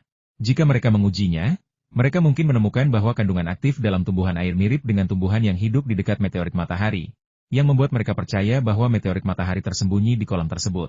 Itu akan mengerikan, siapa yang tahu kekacauan seperti apa yang akan terjadi di kolam mereka. Ketika Luo Peng, manajer umum perusahaan investasi pariwisata, kembali dari luar, ia melihat Li Yunfei sedang berbicara dengan seseorang, jadi ia memarkir mobilnya di pinggir jalan, membunyikan klakson untuk memperingatkan Li Yunfei, dan memberi isyarat bahwa ia ingin menyampaikan sesuatu. Li Yunfei menyuruh Jiangxi untuk kembali bekerja, lalu masuk ke mobil Luo Peng dan menanyakan kabarnya. Luo Peng menggelengkan kepalanya dan berkata sambil tersenyum masam, "Bajingan-bajingan ini, aku tidak tahu apa yang mereka pikirkan akhir-akhir ini. Mereka tidak mau bergeming. Mereka bersikeras agar Hotel Zulou kita mengikuti aturan, bahwa pria dan wanita yang menginap di kamar yang sama harus menunjukkan identitas dan bukti hubungan mereka. Jika tidak, itu ilegal, dan jika terjadi sesuatu, hotel kita akan bertanggung jawab." Bajingan Siong Jiakun itu berteriak-teriak agar kita tutup, mengatakan dia bisa menangkapmu dan memenjarakanmu kapan saja. Heh, anjing berekor besar itu, menghadapinya akan mudah. Aku akan masuk penjara, dan dia bisa menunggu untuk bereinkarnasi. Li Yunfei berkata dengan tenang sambil tersenyum, tetapi kilatan membunuh di matanya mengejutkan Luo Peng. Sialan, teman lama, jangan melakukan hal bodoh. Ini bukan masalah serius, uang bisa menyelesaikannya. Jangan ambil risiko. Kita sudah tinggal di asrama yang sama selama bertahun-tahun. Bagaimana mungkin aku tidak pernah menyadari kau begitu agresif? Memukul seseorang itu satu hal. Tetapi jika seseorang benar-benar meninggal, uang tidak bisa menyelesaikannya. Luo Peng berteriak ketakutan. Aku hanya ingin mengatakan, kau benar-benar menanggapinya dengan serius. Apakah seorang pria muda, sukses, dan kaya sepertiku akan membunuh seseorang? Baiklah, jangan terlalu dipikirkan. Bersabarlah sedikit lagi, masalah ini akan mereda sebentar lagi. Aku belum menghubungi siapapun karena aku merasa masalah sebenarnya belum dimulai. Begitu semua masalah muncul, aku akan mencari seseorang untuk membantu menyelesaikannya. Jadi tidak akan sia-sia saja bantuan yang kuberikan. Li Yunfei berkata sambil membuka pintu mobil dan keluar, menyuruh Luo Peng untuk kembali ke Hotel Bamboo House untuk menetapkan peraturan baru. Ini hanya memengaruhi bisnis hotel, Li Yunfei tidak peduli dengan jumlah uang yang kecil itu. Baiklah, hati-hati. Luo Peng tidak percaya dengan apa yang dikatakan Li Yunfei. Karena belakangan ini ia merasa Li Yunfei telah banyak berubah. Temperamennya yang dulu lembut dan lemah telah lama menjadi setajam pedang yang terhunus. Merupakan berkah jika ia tidak melukai siapapun, dan tidak ada yang berani macam-macam dengannya. Sama seperti insiden saat ia memukuli polisi beberapa waktu lalu, setelah pemukulan itu, tidak ada yang menangkapnya. Sebaliknya, ia menerima dukungan bulat dari seluruh desa, seperti seorang pahlawan, yang sungguh tidak logis. Dennis, kepala asosiasi kepala bawang saat ini di kota Qinglong, saat ini berada di sebuah laboratorium pribadi di Shanghai. Data eksperimen di hadapannya mengejutkannya.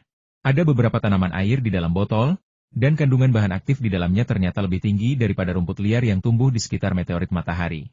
Luar biasa. Ini sungguh luar biasa. Meteorit matahari yang selama ini kita cari ada di sini.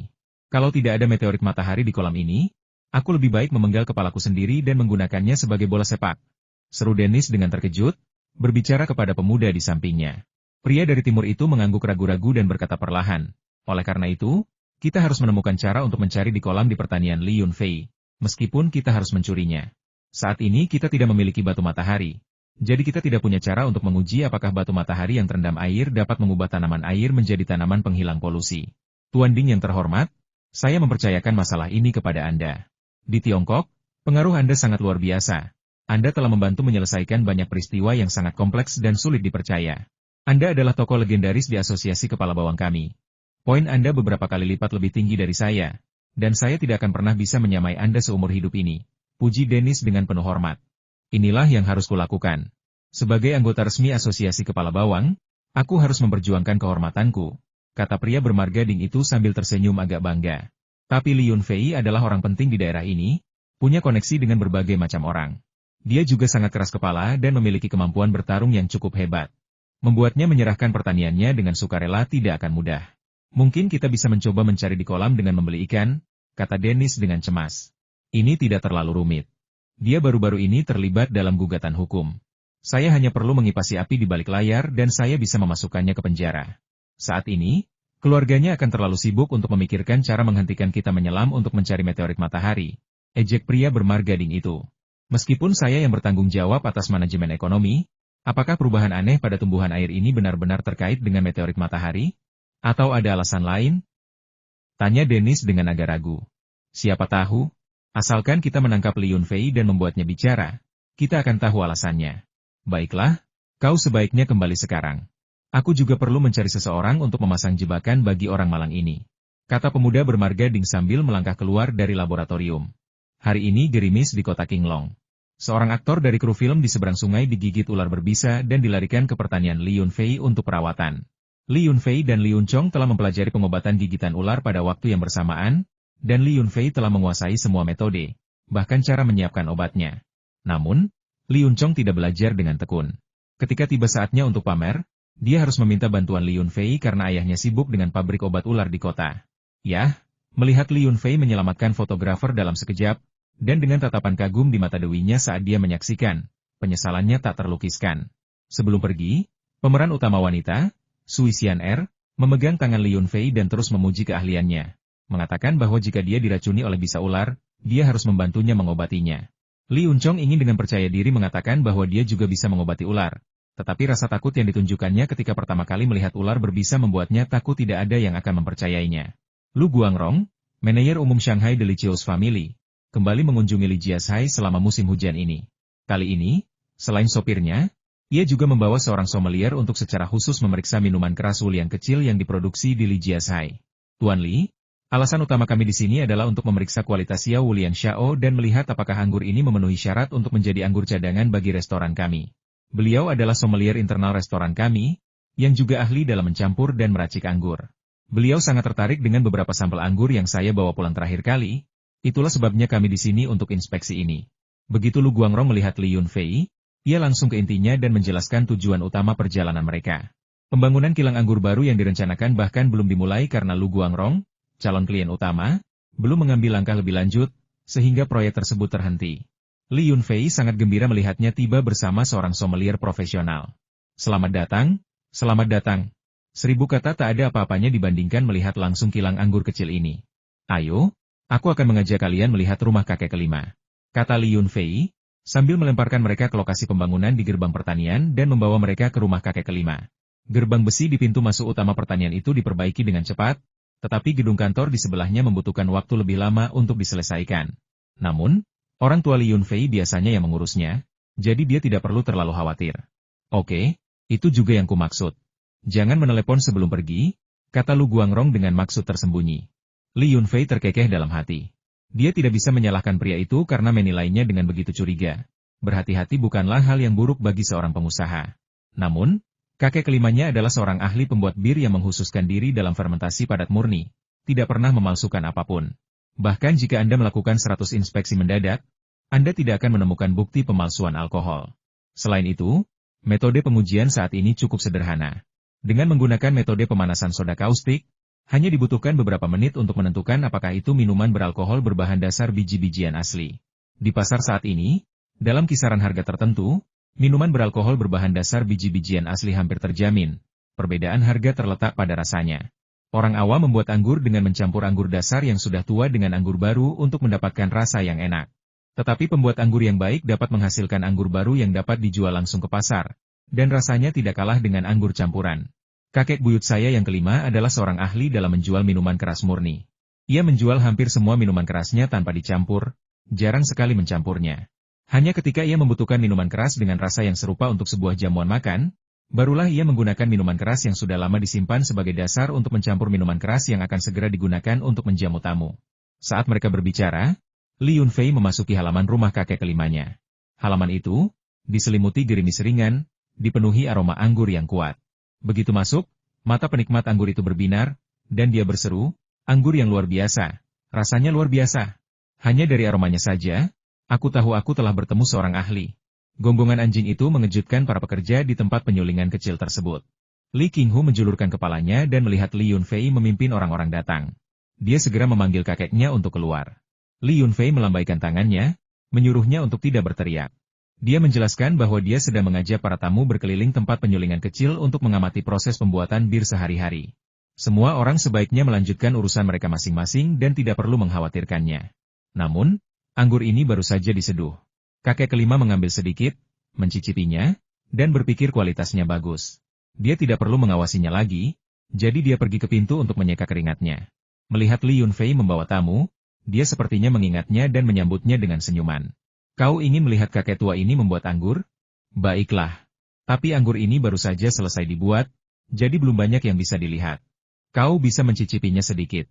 Anggur yang baru saja keluar belum terlalu kuat. Tunggu sebentar, dan nanti akan menjadi hasil seduhan pertama, yang merupakan bagian terkuat dan memiliki aroma yang kuat. Kau bisa mencicipinya sedikit, aku jamin kau akan menyukainya. Kakek kelima menyeka keringatnya, menyalakan sebatang rokok, dan menawarkannya kepada Lu Guangrong dan sommelier. Lu Guangrong mengambil rokok itu dan menyalakannya. Sang sommelier mengambil rokok itu tetapi tidak menghisapnya. Dia hanya menyelipkannya di belakang telinganya. Baru diseduh? Hehe, kau datang di waktu yang tepat. Aku akan mencicipinya dulu. Kata pencicip itu, sambil berlari ke ketel dan mengisi gelas dengan minuman keras. Pertama-tama ia menghirup aromanya. Aroma biji-bijian murni menyegarkannya. Kemudian ia menyesap sedikit. Minuman hangat itu memiliki rasa ragi dan biji-bijian yang lembut, rasa yang murni dan halus, tanpa sedikit pun rasa gosong atau rasa yang tidak enak. Luar biasa. Bahkan lebih baik dari yang saya bayangkan. Hanya anggur berkualitas tinggi seperti ini yang dapat menghasilkan anggur tua yang begitu istimewa. Tuan Lu, Anda dapat mengambil keputusan sekarang, ini kualitasnya, sama sekali tidak ada kesalahan. Sommelier itu berseru dengan gembira begitu mencicipi anggur yang baru diseduh, memberikan pujian tertinggi. Haha, aku percaya pada kemampuan profesionalmu. Setelah Lu Guangrong selesai berbicara, dia berkata kepada Li Yunfei, kalau begitu, mari kita tanda tangani perjanjian. Kita akan memesan minuman keras Wuli yang kecil jenis ini dalam jangka panjang, dan kamu bisa bersiap untuk berinvestasi dalam membangun pabrik. Itu mudah dibicarakan. Asalkan kita sepakat soal harga, kita bisa mulai membangun pabrik besok, kata Li Yunfei. Harganya pasti akan memuaskan Anda, kata Lu Guangrong dengan percaya diri. Karena kerangka kerjasama telah dibahas dengan Lu Guangrong sebelumnya, kontrak prapembelian berjalan sangat lancar, dan perjanjian formal ditandatangani pada hari berikutnya. Kedua belah pihak sangat puas dengan harga dan volume pasokan. Bahkan sebelum pembangunan dimulai, 2 mobil polisi tiba dari kota pada malam itu juga dan menangkap Li Yunfei. Mereka mengklaim tujuannya adalah untuk membantu penyelidikan, tetapi petugas polisi yang datang untuk menangkapnya bersenjata lengkap dan tanpa siap menembak jika terjadi hal yang tidak diinginkan.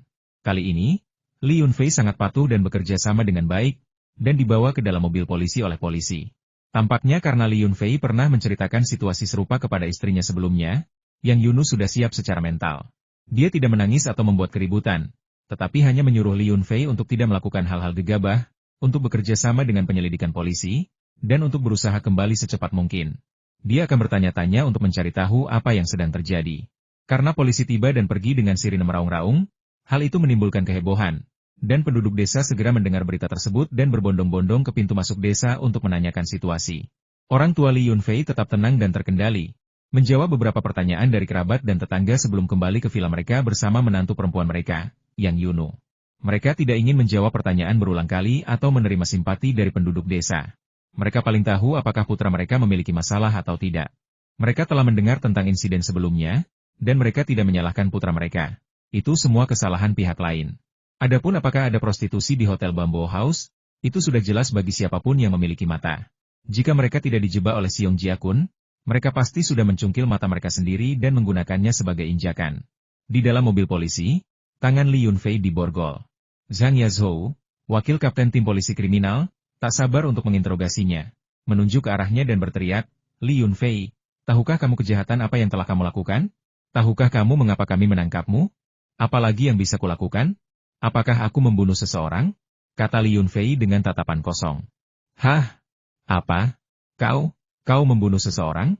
Zhang Yazhou hampir tersedal ludahnya sendiri, menatap dengan mata terbelalak sambil bertanya, ulangi lagi? Siapa yang kau bunuh? Li Yunfei memutar matanya dan berkata dingin, bagaimana aku bisa tahu siapa yang kubunuh? Kau menangkapku tanpa bertanya apapun, bahkan tanpa penjelasan atau surat perintah penangkapan. Kau ingin menjebakku atas tuduhan pembunuhan? Bukankah itu hanya masalah satu kata? Kau pikir kau begitu hebat? Kau bilang aku membunuh seluruh keluargaku, dan aku harus mengakuinya. Jika aku tidak mengakuinya, kau bisa memukuliku sampai mati. Jika kau memukuliku sampai mati, kau bisa bilang aku jatuh saat bermain peta umpet. Yang Yunu masih belum menemukan Li Yunfei pada hari ketiga dan tidak tahu kantor polisi cabang mana yang menangkapnya, sehingga ia menjadi cemas. Setelah berulang kali diberitahu oleh biro kota bahwa Li Yunfei tidak pernah ditangkap, ia segera menghubungi wali kota Huang. Nomor-nomor telepon itu ditinggalkan oleh Li Yunfei sebelum dia pergi. Dia meninggalkan nomor-nomor pejabat kota, pejabat kabupaten, pejabat kota besar, dan bahkan Gubernur Song. Karena dia tidak tahu siapa orang di balik semua itu, Li Yunfei hanya bisa bersiap untuk kemungkinan terburuk dan mengungkapkan semua sumber daya dan koneksinya. Huang Mingyi sedang memimpin rapat kerja di pemerintahan kota ketika ponsel pribadinya tiba-tiba berdering, yang membuatnya terkejut. Ia tidak menitipkan ponselnya kepada sekretarisnya hari ini karena harus menerima panggilan penting dari atasan, tetapi waktunya terasa janggal.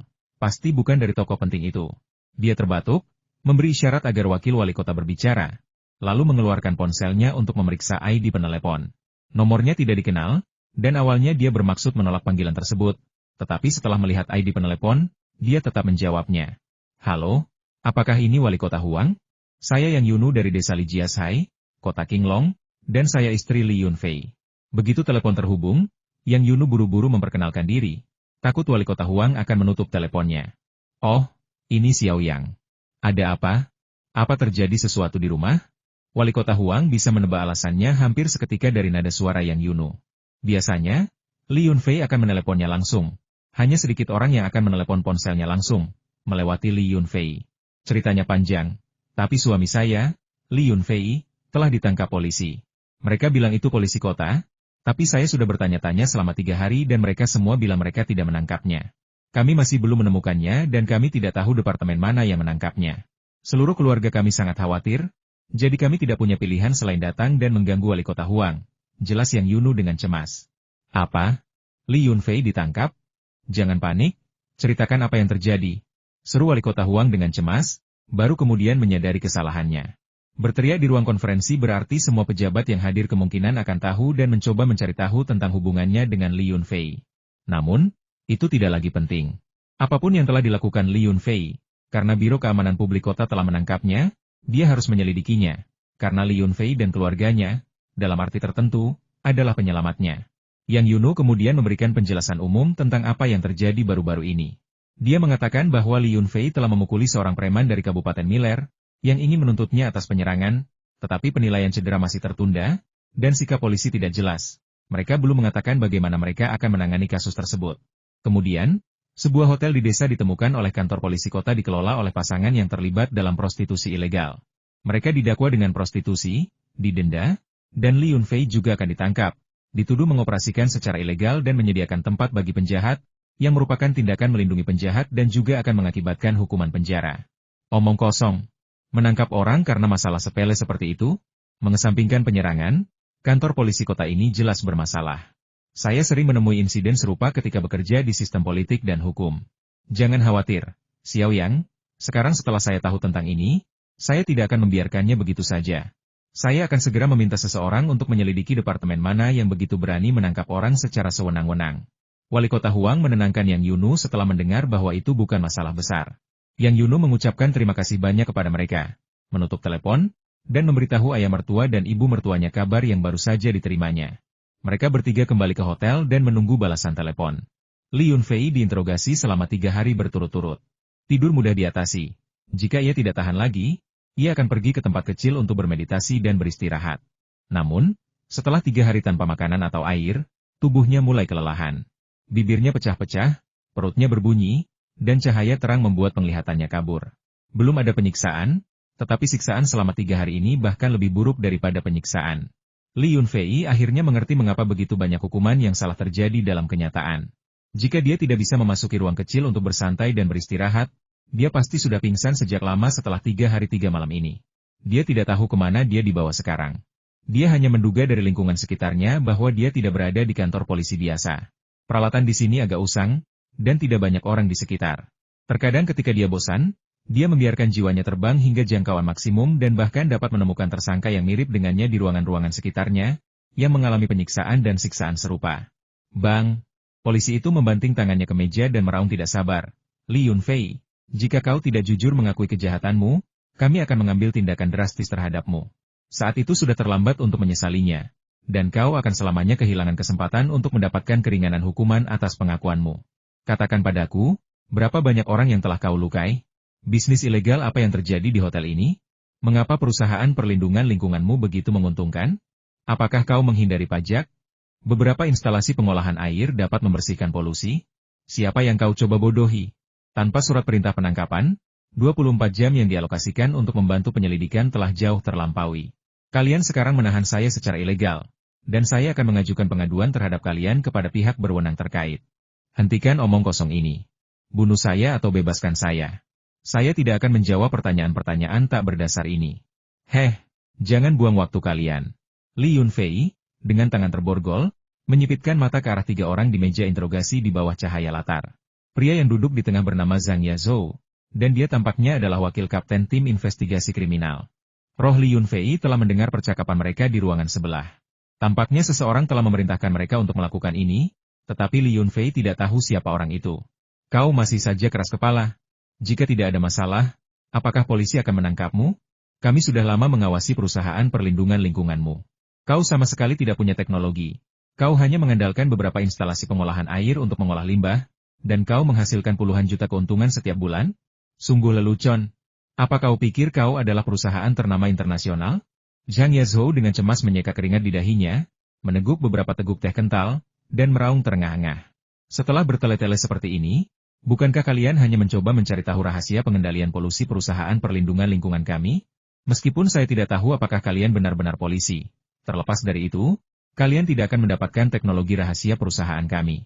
Nama keluargamu Sang, kan? Saya kenal cukup banyak polisi, baik di kabupaten maupun kota, tetapi jarang sekali melihat yang seberani kamu, berani menangkap orang secara sewenang-wenang dan menahan warga sipil yang tidak bersalah secara ilegal untuk kepentingan pribadimu sendiri. Hati-hati, jangan sampai kamu mendapat masalah. Li Yunfei sudah mengetahui tujuan mereka dan mencibir dengan ekspresi mengejek. Kau, Zhang Yazhou membanting tinjunya ke meja lagi, berdiri, menunjuk Li Yunfei, dan terdiam lama. Li Yunfei telah tepat sasaran. Jika dia tidak bisa mendapatkan informasi berguna dari Li Yunfei, dia tidak akan memiliki nilai apapun, dan orang di atasnya mungkin tidak akan melindunginya. Terlebih lagi, dilihat dari nada bicara Li Yunfei, dia tampaknya memiliki pendukung dan koneksi yang kuat, menunjukkan tidak takut padanya sama sekali, dan mungkin bahkan berharap dia akan menggunakan penyiksaan. 2 petugas polisi junior di sebelahnya, masih merasa kesal, berbisik di telinga Zhang Yazhou. Kapten, haruskah kita mematahkan tulangnya? Bajingan ini bermulut kotor, kami sudah lama ingin memukulinya.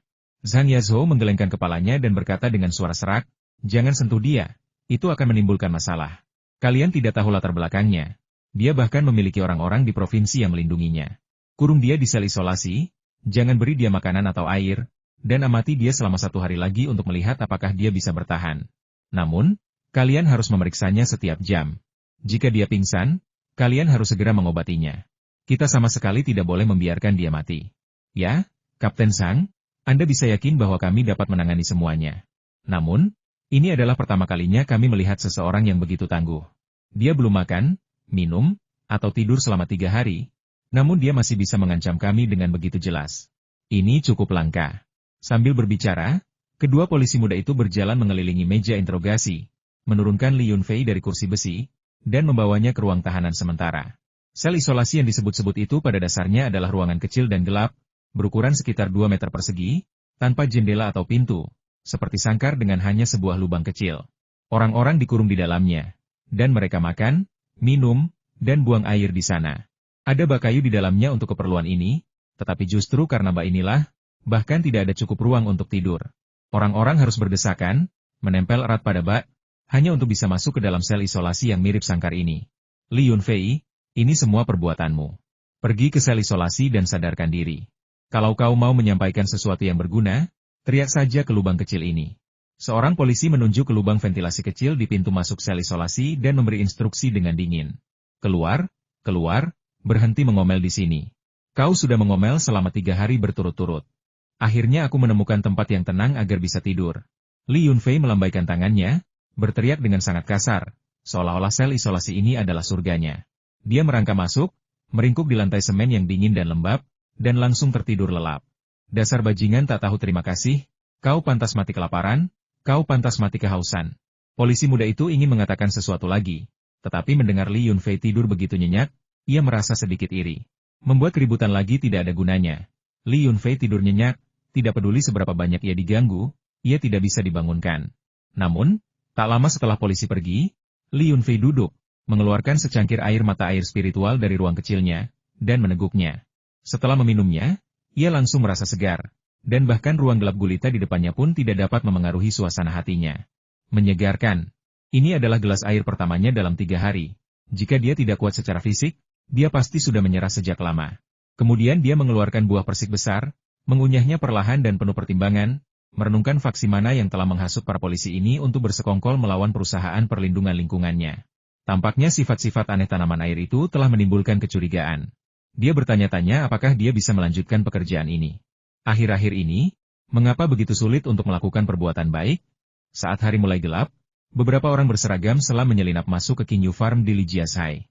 Pemimpin mereka memberi isyarat tangan, dan mereka bersiap untuk menyelam ke kolam di dekat gerbang untuk mencari meteorit matahari di dalamnya. Tepat saat itu, mereka mendengar gonggongan anjing yang panik, dan beberapa sorotan cahaya menyinari kepala mereka. Sekelompok pemuda, membawa senter dan senapan berburu, mengepung mereka, berteriak-teriak. Beberapa pria tua berpenampilan misterius berdiri di belakang kerumunan, tangan mereka di belakang punggung, mengamati mereka dengan dingin. Sekelompok orang yang baru saja melangkah ke dalam air langsung membeku begitu melihat para pria tua itu. Mereka merasakan kekuatan dari orang-orang itu yang lebih menakutkan daripada senapan berburu, dan tampaknya perlawanan apapun akan mengakibatkan kematian mereka. Kepala desa Li Tianlai berteriak tegas, "Ikat bajingan-bajingan ini." Kecelakaan Fua baru terjadi beberapa hari yang lalu, dan seseorang berani mencuri ikannya. Mereka tidak menghormati penduduk desa Li Jiashai. Kita harus memberi mereka pelajaran. Ikat kelima bajingan ini, pukuli mereka habis-habisan, dan gantung mereka di pohon bengkok di pintu masuk desa. Biarkan setiap orang yang datang ke Lijiasai untuk berwisata menjadi bijak. Jika kalian berani melakukan hal buruk di Lijiasai, inilah yang akan terjadi pada kalian. Yang Yunu tidak menerima pesan dari wali kota Huang saat berada di hotel, tetapi dia menerima telepon dari desa yang mengatakan bahwa seseorang telah membobol ladangnya, mencoba menyelinap ke dalam air untuk mencuri ikan atau barang-barang lainnya sama sekali bukan dengan niat baik. Untungnya, mereka ditemukan. Kelima orang itu ditangkap, dipukuli, dan digantung di pohon besar di pintu masuk desa. Namun, kenyataan bahwa 2 di antara mereka adalah orang asing tampaknya mempersulit keadaan. Tetapi penduduk desa itu keras kepala, mereka tidak peduli apa kewarganegaraan seseorang jika mereka berani mencuri. Mereka semua diperlakukan sama dipukuli hingga hampir mati dan digantung di pohon hingga kering. Mereka harus menunggu polisi datang dan menangkap mereka, atau menunggu keluarga pencuri datang dan membayar uang tebusan. Para penduduk desa sudah terbiasa dengan prosesnya dan telah melakukan sebagian besar pekerjaan sendiri. Jadi mereka hanya memanggil Yang Yunu setelah menggantung pohon itu. Bagaimana reaksi para pejabat kota bukanlah urusan penduduk desa. Awalnya, kepala desa Li Tianlai seharusnya membantu menenangkan penduduk desa. Tetapi penangkapan Li Yunfei telah membuatnya marah. "Sialan, kau tidak bermain sesuai aturan, aku tidak peduli lagi. Kau bahkan tidak bisa melindungi dewa kekayaan desamu sendiri.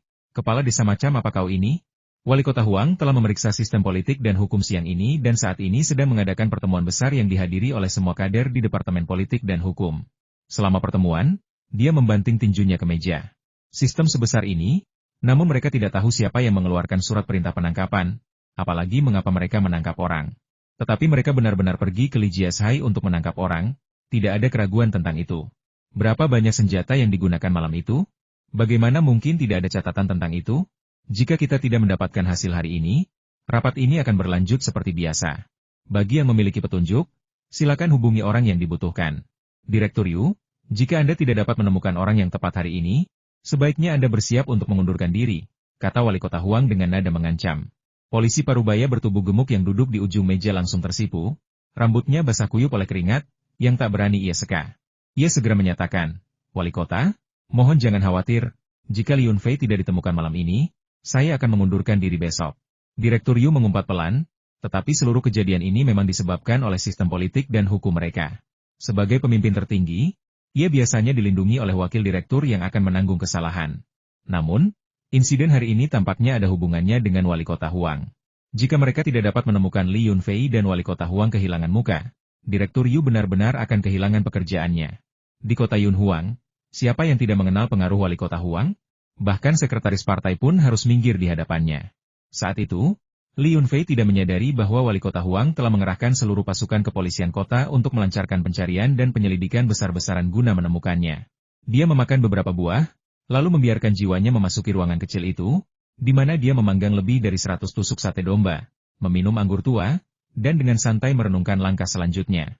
Jika pihak lain tidak menggunakan penyiksaan, dia merasa mampu menahannya dan akan terus bertahan sampai kenalannya datang menyelamatkannya. Jika pihak lain menggunakan penyiksaan, atau bahkan mencoba membungkamnya, maka tidak perlu bersikap sopan. Setiap orang akan menggunakan kemampuan masing-masing untuk bertarung, dan siapapun yang paling mampu akan bertahan. Berdasarkan tingkat kemampuan bela diri saat ini, selain relik dan artefak magis khusus, tidak banyak hal yang dapat menahan ruang kecilnya. Relik yang direbut dari Huang Jingyao terakhir kali telah dihilangkan polanya dan disimpan di ruang kecilnya. Relik tersebut langsung meleleh oleh ruang kecil, dan sejumlah besar energi spiritual yang terkandung di dalamnya diserap oleh ruang kecil, menjadi energi dan nutrisi untuk pertumbuhan ruang kecil tersebut. Apakah ia akan menyesal menghancurkan artefak suci bukanlah pertanyaan yang dapat dipikirkan Li Yunfei. Yang ia inginkan hanyalah keselamatan. Demi keselamatan, ia bahkan mempertimbangkan bagaimana cara menghancurkan rangkaian barang berharga milik Guru Huyan yang merupakan harta paling berharga di kuil tersebut. Hahaha, hidup memang benar-benar sepi seperti salju. Aku masih belum melihat dalang sebenarnya di balik semua ini. Li Yunfei bersendawa, menyadari dia tidak bisa minum lagi. Jika dia berbau alkohol, polisi yang menyelidikinya akan menyadari ada sesuatu yang tidak beres. Ia tiba-tiba menajamkan telinganya, seolah-olah telah mendengar sesuatu yang menarik. Ia segera menyimpan kendi anggur dan sate daging, jiwanya meninggalkan tubuhnya, dan memasuki ruang santai di sebelah, tempat Zhang Yazhou, wakil kapten polisi kriminal, sedang menjawab telepon. Apa? Wali kota Huang secara pribadi memerintahkan pencarian Li Yunfei? Bagaimana mungkin? Seorang wali kota mengerahkan seluruh pasukan polisi kota untuk mencari seorang petani biasa demi hubungan pribadi? Ini keterlaluan dan tidak sesuai dengan kebiasaan. Suara Zhang Yazhou yang cemas dan marah terdengar saat ia berteriak. Ini sudah menjadi rahasia umum, aku tidak punya alasan untuk berbohong padamu. Asia, segera putuskan. Berhenti sekarang dan anggap ini sebagai pelanggaran disiplin, hanya saja melebihi batas waktu untuk membantu penyelidikan. Atau, hehe, terserah padamu. Setelah itu, pria dengan suara berat itu menutup telepon. Seperti serigala kesepian yang terperangkap dalam sangkar, Zhang Yazhou mondar-mandir di ruang tamu, bergumam pada dirinya sendiri. Ini hanya membantu seseorang. Sebelumnya selalu berjalan lancar, tetapi kali ini aku menemui jalan buntu. Baru 3 hari, dan sudah menimbulkan keributan besar. Apa yang harus kulakukan? Apa yang harus kulakukan? Dia juga ragu-ragu, tidak yakin bagaimana harus menghadapi Li Yunfei. Roh Li Yunfei tertawa dingin tanpa suara. Menembus ruang, berputar sekali di atas halaman pedesaan terpencil ini, lalu kembali ke tubuh fisiknya. Tersangka yang ada di sana kemarin telah pergi, dan dia tidak tahu kemana dia dipindahkan. Saat ini, hanya ada 3 polisi dan dirinya sendiri di halaman tersebut. Tempat yang sempurna untuk membunuh seseorang dan menutupinya, gumam Li Yunfei, meringkuk dan tertidur lelap. Tentu saja, dia akan langsung bangun jika mendengar suara aneh sekecil apapun. Li Yunfei, tanpa menyadari berapa lama ia tertidur, terbangun oleh keributan keras di luar. Terkejut, ia secara naluriah melepaskan rohnya, terbang keluar dari ruang kurungan dan tiba di atas halaman. Ia melihat banyak petugas polisi dan pejabat memasuki halaman dengan tertib. Di antara kerumunan itu, ia melihat wali kota Huang, yang secara pribadi memimpin tim ke lokasi ini. Namun, di antara kerumunan itu terdapat 3 polisi yang telah menangkapnya. Secara khusus, Zhang Yazhou berdiri di sebelah seorang petugas paruhbaya yang gemuk, menjelaskan sesuatu dengan panik. Direktur Yu, ini benar-benar kesalahpahaman. Kami menangkap dan menahannya di sini setelah interogasi. Mungkin kami terlalu sibuk dengan pekerjaan akhir-akhir ini dan melupakannya. Ketika saya kembali dari perjalanan bisnis dan mendengar bahwa seseorang sedang mencari Li Yunfei, saya ketakutan dan datang kepada Anda untuk mengakui kesalahan saya. Saya segera bergegas ke sini untuk menemukannya. Penjelasan Zhang Yazhou sepenuhnya membebaskannya dari tanggung jawab apapun, mengubah tindakannya dari disengaja menjadi tidak disengaja dan tindakan terpuji karena segera memperbaiki kesalahannya. Aku tidak mau mendengarkan penjelasan sekarang. Temukan Li Yunfei dulu. Direktur Yu meraung, wajahnya gelap karena marah. Dia telah mencari sepanjang malam, tampaknya melebihi tenggat waktu yang diberikan wali kota Huang. Menemukannya baru sekarang, saat fajar, membuatnya ragu apakah dia bisa mempertahankan posisinya. Meskipun penurunan pangkat tidak umum akhir-akhir ini, memindahkannya ke kantor penelitian kebijakan yang rendah berarti dia bisa melupakan promosi di masa depan. Dia pasti ada di sana, aku jamin. Kita hanya lupa soal pembebasannya, tidak ada pelanggaran lain, dan tidak ada penyiksaan. Aku akan memimpin jalan, dia ada di sel isolasi dia sudah dikurung selama 2 atau 3 hari. Aku jadi penasaran apakah dia ketakutan. Zhang Yazhou berkata dengan ekspresi menyesal, bergegas ke depan kelompok, berharap bisa menebus kesalahannya melalui perbuatan baik. Namun ketika ia memimpin timnya masuk ke dalam sel tahanan, ia merasa ngeri mendapati Li Yunfei dipenuhi luka. Wajahnya memar dan bengkak, dan darah di wajahnya masih basah. Ia terbaring di tanah, nyaris tak bernyawa, dan sepertinya akan mati kapan saja. Pandangan Zhang Yazhou menjadi gelap, dan dia hampir pingsan. Dia berteriak, bagaimana mungkin ini terjadi? Kami jelas tidak menggunakan penyiksaan. Ini. Direktur Yu, Anda harus membiarkan saya menjelaskan. Direktur Yu hampir pingsan. Hanya mampu berdiri tegak dengan berpegangan pada dinding sel isolasi. Ia dengan marah meraung kepada bawahannya, bahwa dia pergi dulu. Setelah masalah ini diselidiki, kita akan menanganinya dengan serius sesuai hukum dan disiplin partai, tanpa ragu-ragu. Segera panggil dokter dan perawat untuk membawa Li Yunfei ke ambulans. Kita harus mengerahkan segala upaya untuk memastikan hidup dan kesehatannya. Kekacauan terjadi di ruangan itu. Untungnya, situasi tak terduga telah diantisipasi, dan sebuah ambulans telah disiagakan di luar. Setelah mendengar keributan, sebuah ambulans bergegas masuk dengan tandu dan membawa Li Yunfei keluar. Ketika Wali Kota Huang melihat Li Yunfei digendong keluar oleh petugas medis dengan tubuh penuh luka, wajahnya pucat pasi. Dia menunjuk hidung Direktur Yu dan terdiam lama. Direktur Yu, saya beri Anda waktu 1 hari. Jika saya tidak melihat laporan investigasi Anda sampai akhir hari, Anda tidak perlu datang bekerja lagi. Baik, Wali Kota, saya akan memberikan penjelasan yang memuaskan. Direktur Yu sangat marah. Bawahannya telah menyebabkan kekacauan sebesar ini, dan dia bahkan tidak mengetahui situasi atau alasannya. Dia berada dalam posisi yang sangat pasif. Kemudian dia memerintahkan bawahannya yang setia untuk menangkap Zhang Yazhou dan 2 petugas polisi lainnya yang terlibat dalam operasi tersebut, memasukkan mereka ke dalam mobil polisi, dan menginterogasi mereka oleh personel yang ditunjuk. Wali Kota Huang telah memanggil dokter yang bersamanya di dalam mobil untuk menanyakan tentang cedera Li Yunfei. Dokter tersebut tampak serius dan mengatakan bahwa cedera yang dialaminya sangat parah dan pemeriksaan lebih lanjut di rumah sakit diperlukan untuk memastikan seberapa parah cedera tersebut. Wali Kota Huang menginstruksikan sekretarisnya, Ju, untuk segera menindaklanjuti dan memberitahunya tentang perkembangan terbaru di rumah sakit. Ia memiliki misi inspeksi lain hari ini, yang mengharuskannya mengunjungi sebuah kabupaten tingkat bawah, dan baru akan kembali pada malam hari. Ia tidak punya waktu untuk memeriksa keadaan di rumah sakit sepanjang hari. Saat Li Yunfei dibawa ke ambulans, ia sepertinya mendengar Ju Ken, sekretaris Ju, menelepon istrinya, Yang Yunu, untuk memberitahukan kabar terbaru bahwa ia telah ditemukan, hanya mengalami luka ringan, dan telah dibawa ke rumah sakit. Ia mengatakan kepada Yang Yunu dan keluarganya untuk tidak khawatir, dan bahwa mereka akan menemuinya di rumah sakit. Mendengar ini, Li Yunfei merasakan penyesalan. Ia telah membuat dirinya terlihat terlalu menyedihkan, dan ia takut akan menakut-nakuti istri dan orang tuanya. Namun, rencana rumit ini telah berjalan terlalu jauh sehingga beberapa orang harus menanggung akibatnya. Zhang Yazhou dan 2 polisi lainnya tentu tidak akan bernasib baik, tetapi Li Yunfei harus menggunakan kesempatan ini untuk menyingkirkan Xiong Jiakun dari kantor polisi kota. Jika tidak, membuat dirinya terlihat begitu menyedihkan akan sia-sia. Ketika Yang Yunu tiba di rumah sakit, ia hampir menangis melihat Li Yunfei dibungkus seperti mumi. Jika Li Yunfei tidak berkedip tepat waktu, ia pun akan tertipu. Adapun ibu Li Yunfei, yang tidak menyadari isyarat halus putranya, memeluknya dan menangis terseduh-seduh. Anakku, bajingan tak berperasaan mana yang begitu kejam?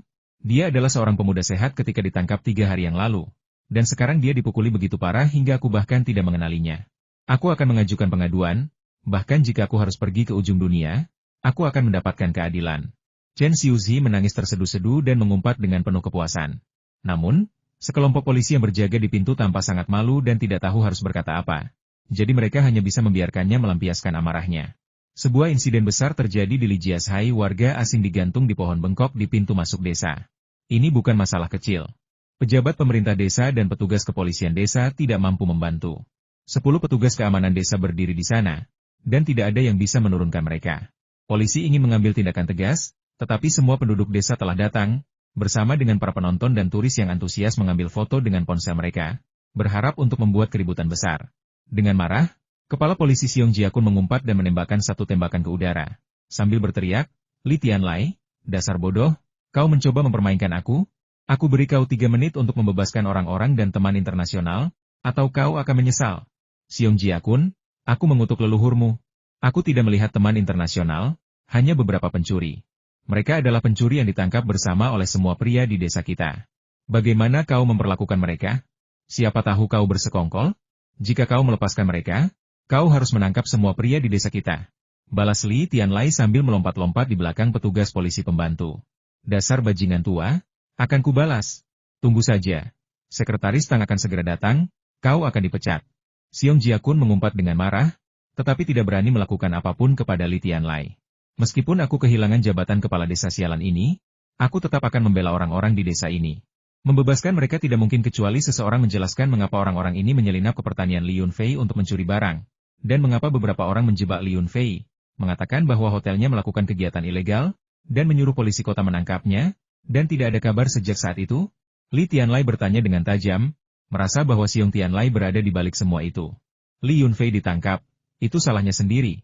Apa hubungannya denganku? Hah? Bahkan jika kau menggantung orang-orang ini, kau tidak bisa menyelamatkan Li Yunfei, tapi kau juga akan berakhir di penjara.